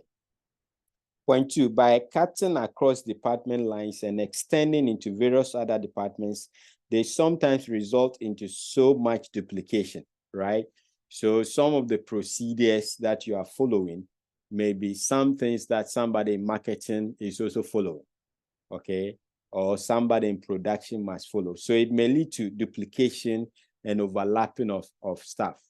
Somebody in the bank, maybe you were supposed to do all those checks, but you or probably have another department that somebody is there. His sole responsibility is to check, say, the credit history of clients that apply loans. So whilst you are doing your checks, the other person is also doing checks. Even though it may lead to proper control and so on and so forth, sometimes that can bring about conflict, all right? So it cuts across, some of the procedures may cut across various departments, and that can lead to problems. Okay, so that is the other point or limitation of procedures. Okay, then we move to methods. Okay, so just to tell you that even though today's lecture is a bit lengthy, if you pay attention, they follow each other, all right? So if you get the logic and the trend, it should be very easy for you to remember everything and we are discussing, because one thing leads to the other and so on and so forth. Okay, so within this context, we've discussed policies, which are the broad guides as to what you can do and what you cannot do. We said within that, we have what is known as the procedure, which will indicate the steps that you have to follow. Okay, the procedures are different from methods. So after procedures, we now go to methods. All right. So a method is a prescribed way in which one step of a procedure is to be performed. All right. So if we go back to our bank example, the method, if we take determining whether, Tenny, how do you determine that? What method do you use to determine whether the person will have enough money left after the deduction? So we'll take his maybe current payslip. Current payslip, yes. Okay. And then check, isn't it? Yes, But sir. where do you get the current payslip? We'll ask the applicant. To bring the current payslip, right? Yes, it's part Okay. of the form that is filling, yes. Okay. So that is one way by which other method do you think you could have used to check that? It's balance. The account statement you see. Beautiful. Because, and I'm sure that if it is salary, for example, one of the requirements is that you should have been receiving your salary through the bank. I know of late, because banks are competitive, sometimes they will grant loans to people that don't even have an account with them. But normally, you should have an account with the bank before you can get that type of loan. Okay. And apart from, one method is to ask the person to give you a payslip. Another method is probably go into the accounts of the person. You will have seen the monthly salary of the person. Okay. So they could be, I'm just using this example because there could be several methods for addressing the same problem. All right. If it comes to collateral, checking the collateral of the employees, what methods do you use?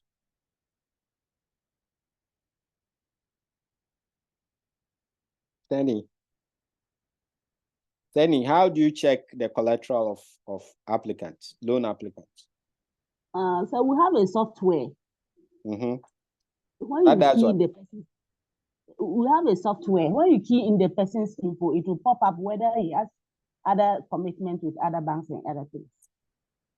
Oh, okay. But that is just commitment with other banks. That is one, could be one of the procedures. But I'm talking about instances where the person must bring collateral. What methods do you, yes. For example, building or stocks or something. So we'll verify whether it's actually bearing the name that he's having on the listing. Good. But the question is the method. How do you verify? How do you go about the verification? Mm-hmm. If it is a landed, I think if it's a landed properties, every company has his or her people who will be doing their checks on their behalf. So first you take it to the head office and the team take over. And they will ensure that the money that the person is secure for is compared to the collateral that the person is having, and ensure that, yes, in case of any defaults, we can be able to use that one to pay. Good. But yes, so if you send it, what do you know in terms of where do they go to check whether the person actually owns that particular property? For example, landed property.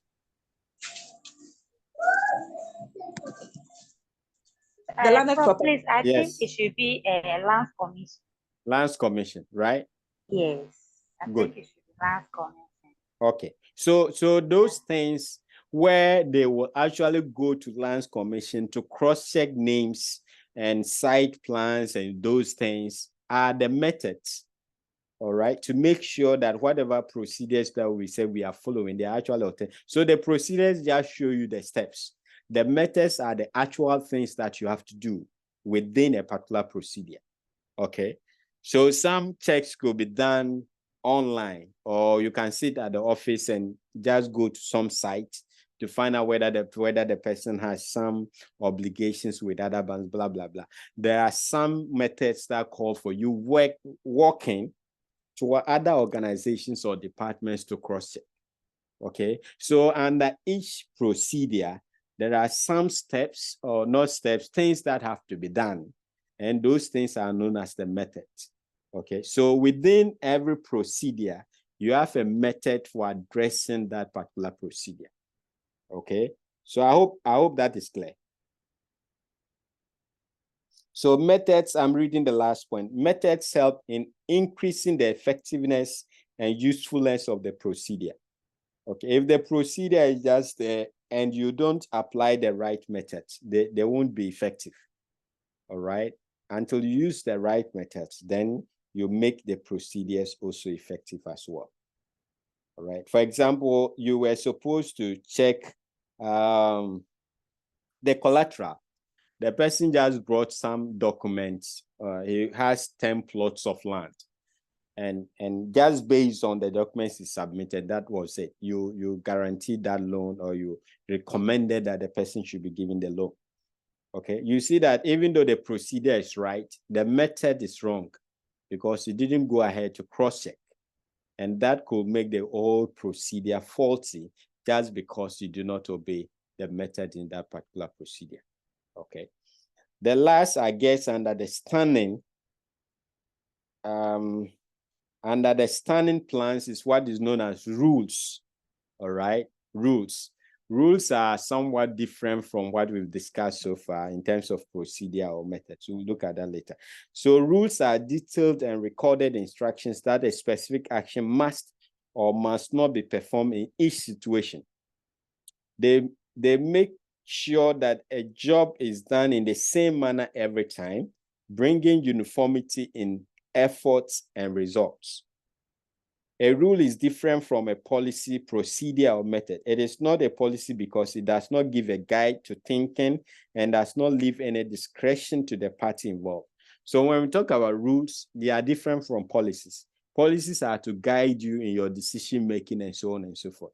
No, rules are not optional. They are not supposed to serve as a guide.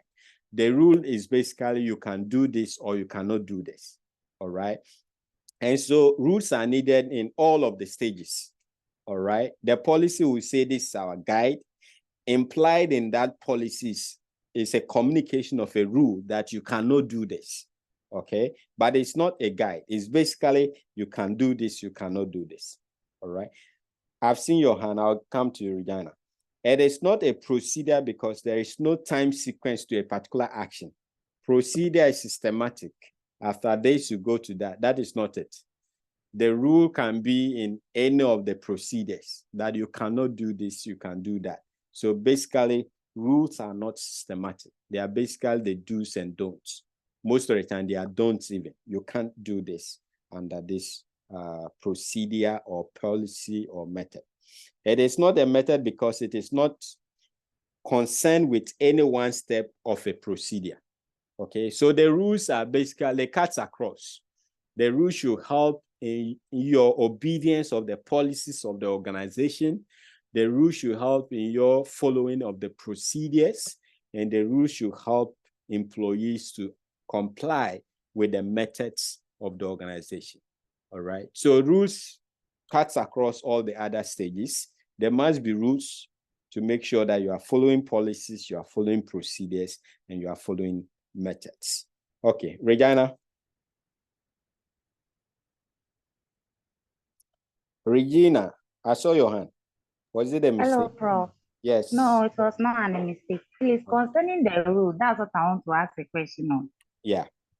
Yes, please, because I want to set maybe the rules that will be able to help to fulfill, is it the procedure or the target that the organization wants to achieve?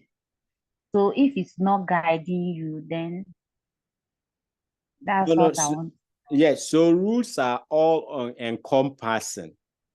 Okay, so let me give you an example. So the rules is that the rule could be that you should follow the policies and procedures and methods of the organization. This is just an example. So we can have a rule like that. In order to avoid consequences, I don't know how to capture it for you to get it, but there can be a rule that says that to keep your job, you have to do your work in such a way that you follow the policies the procedures and methods of the organization. Do you get it? So if you don't do that, then you've breached a rule that then can lead to a punishment. So it's not supposed to guide you. It's basically forcing you to comply with the things that the organization wants you to do. Are you getting the point? Yes, I get it now. The It others means when the rule is not there, like you will not do what you're supposed to do. Exactly. Yeah. So if there are no rules, we can have the policy, we can have the procedure, we can have the methods, but you can choose not to do them. Okay? Normally, within every rule, there are the punishment or consequences that should follow. Okay? So there must be some punitive action. If you fail to follow the policy, what happens? If you fail to follow the procedure, what happens? So rules will bring up that punitive aspect that will then compel people to follow the policies and methods of the organization. Are we fine? Are we okay? Yes, sir. Okay. So they are not policies, they are not procedures, they are not methods. They are all encompassing to make sure that this policy, these procedures, as a matter of fact, every rule in the organization will help you to comply with the policies, procedures, and methods of the organization. I hope that is clear enough. Okay, so that helps us to address the standing plans. And we said they are standing. So rules as well don't change that easily. That is why they fall under standing plans. They are permanent to make sure that people do the right things, okay? Or they refrain from doing the wrong things. Then we have single-use plans. These plans, as their name suggests, are developed to achieve a specific end. When that end is achieved, the plan is dissolved. Okay, so they are single use. They are just meant for a particular purpose. Once that purpose is accomplished, that particular plan ceases. So example could be what? Programs. Okay, I hope this should be clear. And also budgets. So we can have standing budgets. Normally budgets are for specific purpose. Once that project is done, the budget also is done. Okay, so we can have programs that we want to achieve in a particular year. Normally, the program could be a collection of projects. Okay, so we can have a program in our explanation of a bank to open 5 branches, all right, in a particular year or duration, maybe in whatever. So, and each branch, the opening of each branch can be seen as what? A project. All right. So a collection of projects makes up a program. And once we are able to establish all the 5 branches within the year or years that we said we want to do, that program and those projects comes to an end. I hope that is clear. And the budgets that were also assigned to the various projects as well comes to an end. Okay. So there are plans, but they are not standing plans because they have a definite point in time that they come to an end. Once we go through and we accomplish all the projects within that program, that will bring that particular program to an end. The same thing for the budget.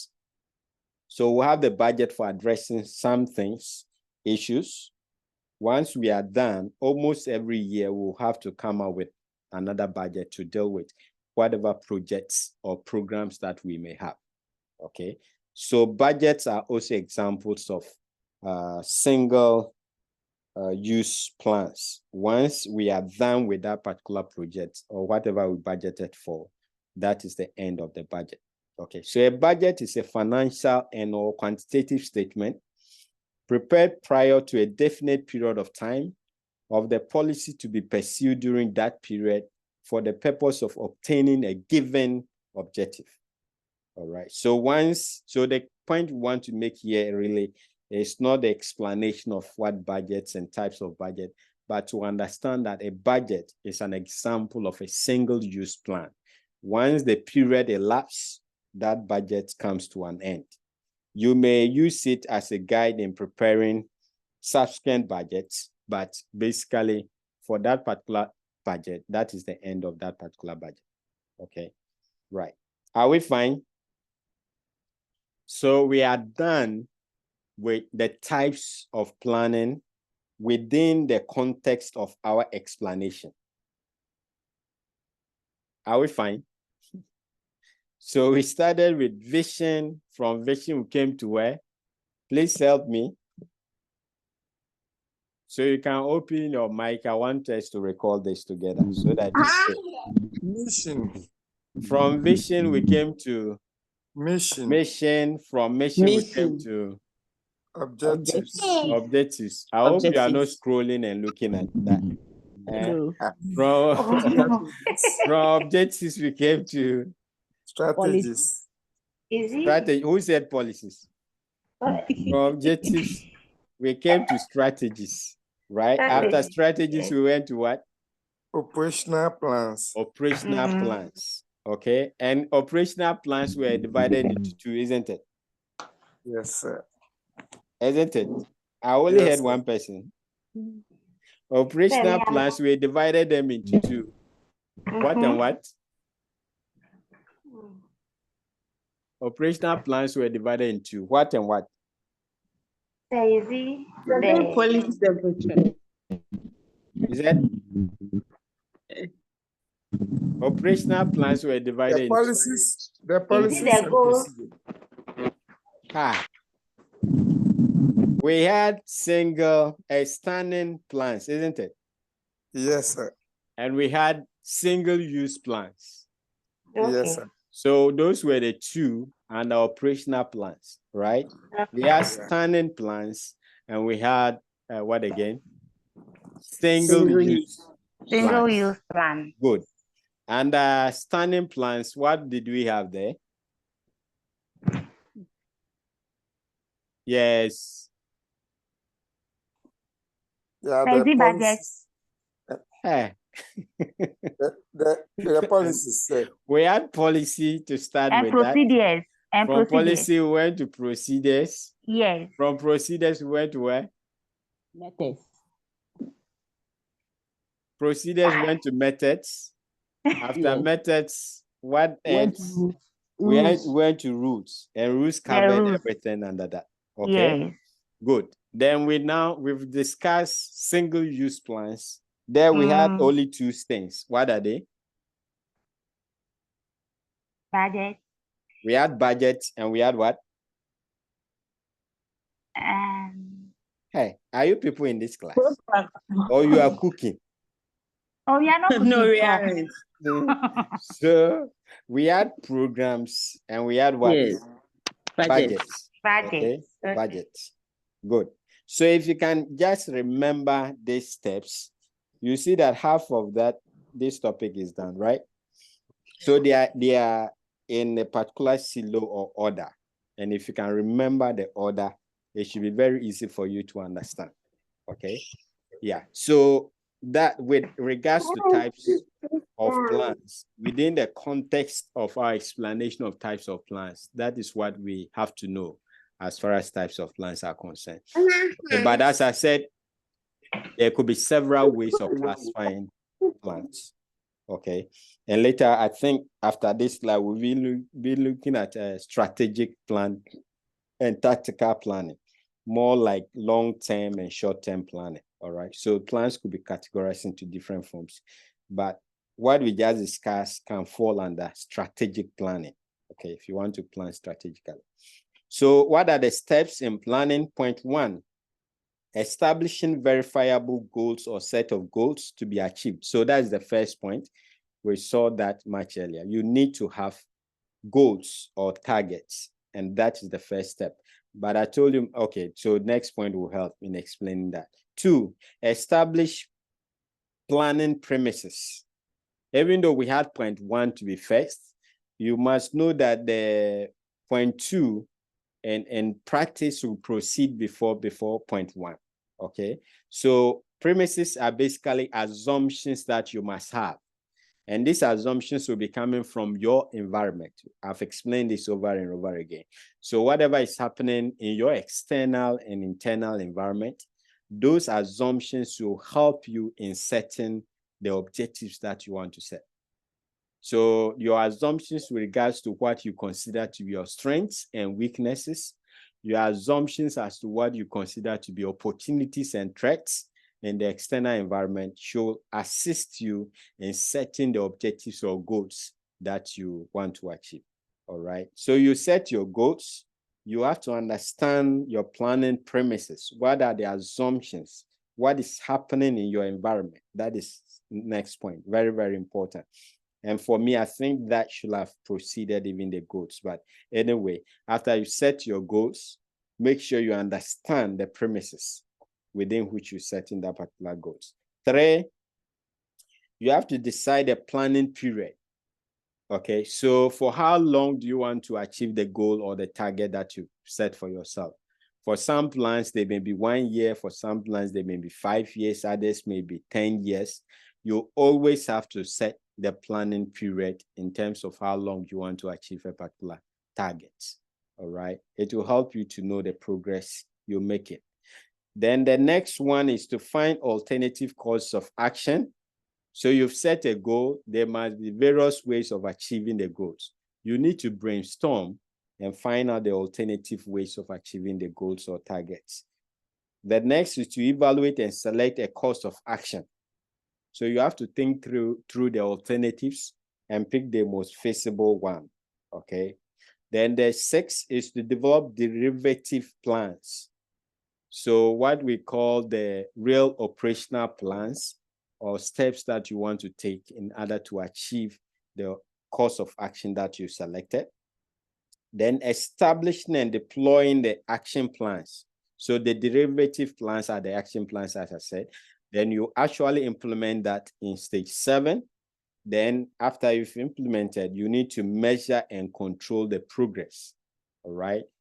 Don't forget, step 1 was where you set your goals. Then step 7, you've implemented the action plans. You have to compare what the results you are getting in step 7 against the goals and targets that you set in step 1. So measuring and controlling progress is the last step in planning. So we have strategic planning. If you remember, I told you that our discussion with regards to types of plan fall under strategic planning, right? Yes. Then we have what is known as tactical planning. So strategic planning deals with long-term concept of the organization, which is based on its vision, mission, and objectives. Tactical, it deals with short-term allocation of resources for implementing the strategy, all right? Strategic planning, its emphasis is on doing the right things, that is effectiveness. With tactical planning, its emphasis is doing things right, which is efficiency. So largely that is for the difference. Strategic planning, long-term, normally undertaken by top-level managers, meant to direct and make sure that we are doing the right things. When it gets to tactical planning or the operational planning, that is where the actual work needs to be done. So it will be done by lower level managers. The time horizon is normally very short, okay? And it's meant largely to ensure that there is efficiency in trying to achieve the objectives of the organization. All right. So what we've done today is largely strategic. Then when we got to the end, we also added the tactical or the operational planning, where we spoke about the operational plans. Okay. Steps of the strategic planning process, the long-term plan. So pay attention that we've discussed steps in planning generally, where we set objectives and it ended up with controlling. All right. With strategic planning, it has a lot to do with the environment and what is happening, your strengths and your weaknesses, as you've seen earlier on. I kept talking about that. So point 1, evaluate and improve last year's strategic plan process by building into it the deployment lessons learned during last year. All right. So if you want to plan strategically, you always have to go to the previous year's strategic plan to see things that you can tweak or work on a bit. Reaffirm the organization's vision, mission, values, and objectives, which form the foundation for the strategic plan. All right. Review organization's operational performance for the prior year to know its key strengths and weaknesses. Then evaluate the external environment to prepare for each environmental potential opportunities and threats. So in strategy, so these are basically going back to really cross-check whether whatever assumptions that you had is still relevant. We said there could be changes in the environment that requires that your strategic plan is changed a bit, modified a bit. So that is what we're talking about here. Strategic plans are normally long-term, like you want 10 years, 5 years, this is what I'll be doing. But it doesn't mean you don't go back to modify or cross-check whatever is happening, okay? So you want to go back. Are there any lessons? Lessons basically is about what has happened in the environment, in our operations of the strategic plan. What things have we picked up that we can use to improve this strategic plan, this 10-year plan that we are looking at, all right? Is our vision, our mission relevant? Maybe the problem we're seeking to solve for society is no longer there, okay? So assuming we had an organization that was solely formed to address the issue about COVID, all right? And their vision was basically to solve that particular problem. You agree with me that that company should not be in existence, or the organization should not be in existence by now, okay? So you have the long-term plan that you're going by, but you don't wait until the 10th year before you go cross-check, okay? Every year you need to go back and cross-check, especially your strengths and weaknesses, your opportunities and threats. If you don't, and you just keep your strategic plan there and say, this is what I want to do for the next 10 years, you may have realized that you've wasted all the resources of the organization and dealing with a problem that does not exist, okay? Conduct SWOT analysis based upon issues identified in step 1 and 3 and 4, and focus the results of continuing the existing strategy. So I just explained that. So you compare strengths, weaknesses with opportunities and threats, and find out whether you want to continue with your existing strategy or something must change about that. Identify, evaluate, and select alternative approaches if a change in the existing strategy appears necessary. Okay, so as I said, you need to understand this context. Strategic plans are normally for long period of time. Okay, minimum should be like 3 years, 5 years, but most of the time it's like 10-year plan. So it's different from operational plans that you do almost every month or every year, and so on and so forth. But these steps are meant to ensure that even when you have the strategic plan in place, you still go back and continually review whether the strategic plan is relevant. Okay, so even you'll have projected 10 years, but by the 3rd year, the environment has so much changed that what you thought were strengths or weaknesses of yours are no longer like that. What you thought were opportunities or threats are no longer like that. So probably you have to change course as far as the strategic plan is concerned. Okay, so identify, evaluate, and select alternative approaches if a change in the existing strategy appears necessary. Deploy the modified plan, communicate it to all departmental heads and stakeholders for aligning their actions, measures, and goals. 8, provide for updates and tracking to be conducted throughout the year. Okay, so that is that. So we have to pay attention. The fact that you've done strategic plan and it's long-term doesn't mean just keep the plan somewhere and lock it somewhere. Every year you have to go back and cross-check whether the long-term dream you are thinking about is something that can hold, or there have been radical changes that require some modification to the strategic plan. Okay, let's look at limitations of planning. As much as planning is very, very good, as we've seen earlier on, it has its own limitations. So planning is an expensive and time-consuming process. It takes a lot of time. It could be expensive. is the thinking part. So you need to book some conference rooms and spend some days thinking and brainstorming in the planning process. 2, planning sometimes restricts the organization to the most rational and risk-free opportunities. So in the planning process, you want to minimize threat as much as possible. And so in the process of doing that, whilst that can help you to avoid risky venues and ventures, at the same time, that tends to limit the potential returns that you can make as an organization. Okay, if you have some basic knowledge in finance, you know that there is some relationship between risks and returns. Okay, once the risks, you want to cut risks to zero, it also means that returns are likely to be very marginal.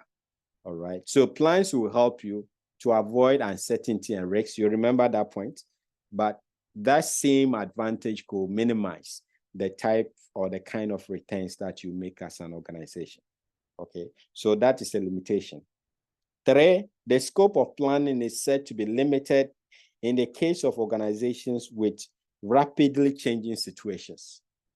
So I said strategic plans could be 10 years, it could be 5 years. But if you're operating in an industry where the environment constantly changes, you may have to think about shorter range kind of planning than long-term planning. All right. By the time the 5th year gets there, almost all your plan will have been thrown overboard because of the rapid changes in the environment. All right. So that is that. If you're in an industry where things keep changing, planning becomes difficult because you have to keep on adjusting and reworking your plans. 4, establishment of advanced plans tends to make administration inflexible. All right. So we have the plans in place, we have our policies, and you remember all those things in place. So it limits the level of flexibility that you have as an administrator of the organization, because we have our plans and everything set, and you have to follow that. If you remember rules as well, okay, it's in your own interest to follow the plan. So it makes administration inflexible. There is the difficulty of formulating accurate premises. And by now, you know what premises are. I said they are the assumptions that are based on the external and internal environment. No matter the analysis, most of the time, some issues are just difficult to predict. Okay, so COVID is a classic example once again. Not even our prophets were able to help us to be able to tell about its presence. So businessmen couldn't have predicted and catered for that. So getting to know make the right assumptions about the external environment and the internal environment most times makes it very difficult in planning. Okay. Then SIF 1, planning may sometimes face people's resistance to it. Why? Because largely we don't like change. If you're planning, what it means is that you want to move some things here, you want to do some things there, and so on and so forth.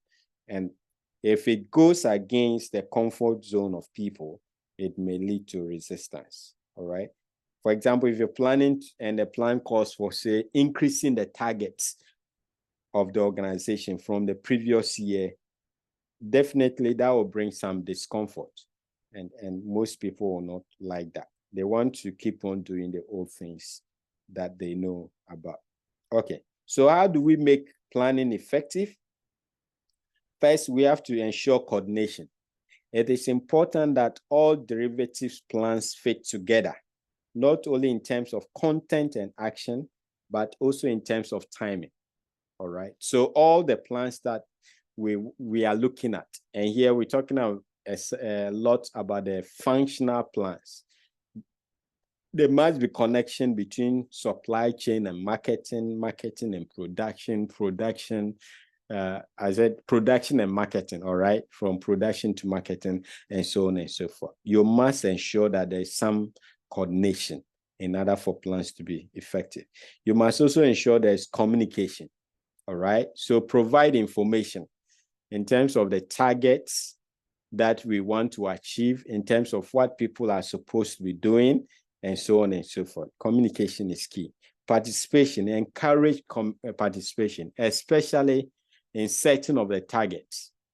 Okay, goal theory hints that once people participate in certain goals, then they are also somewhat obligated to help in the achievement of those goals. So it's important to ensure that there's participation when you engage in planning.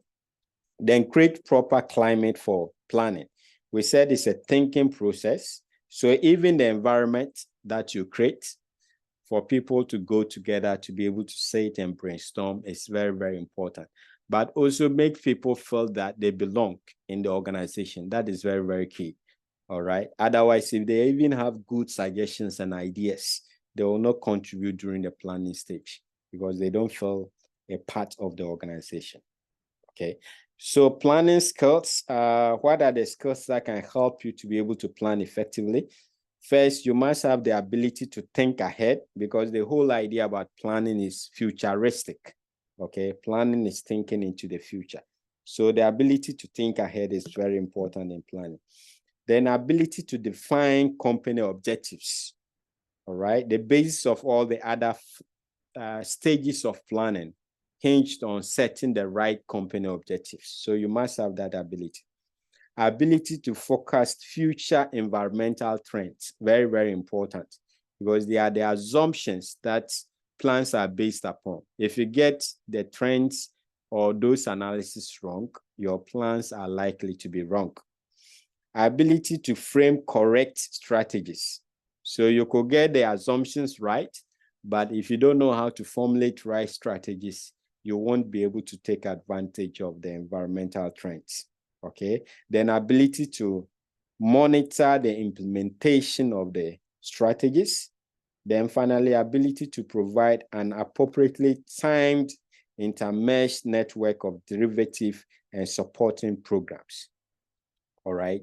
So if you have the strategy, you need the right programs or operational plans to help in the achievement of the strategies.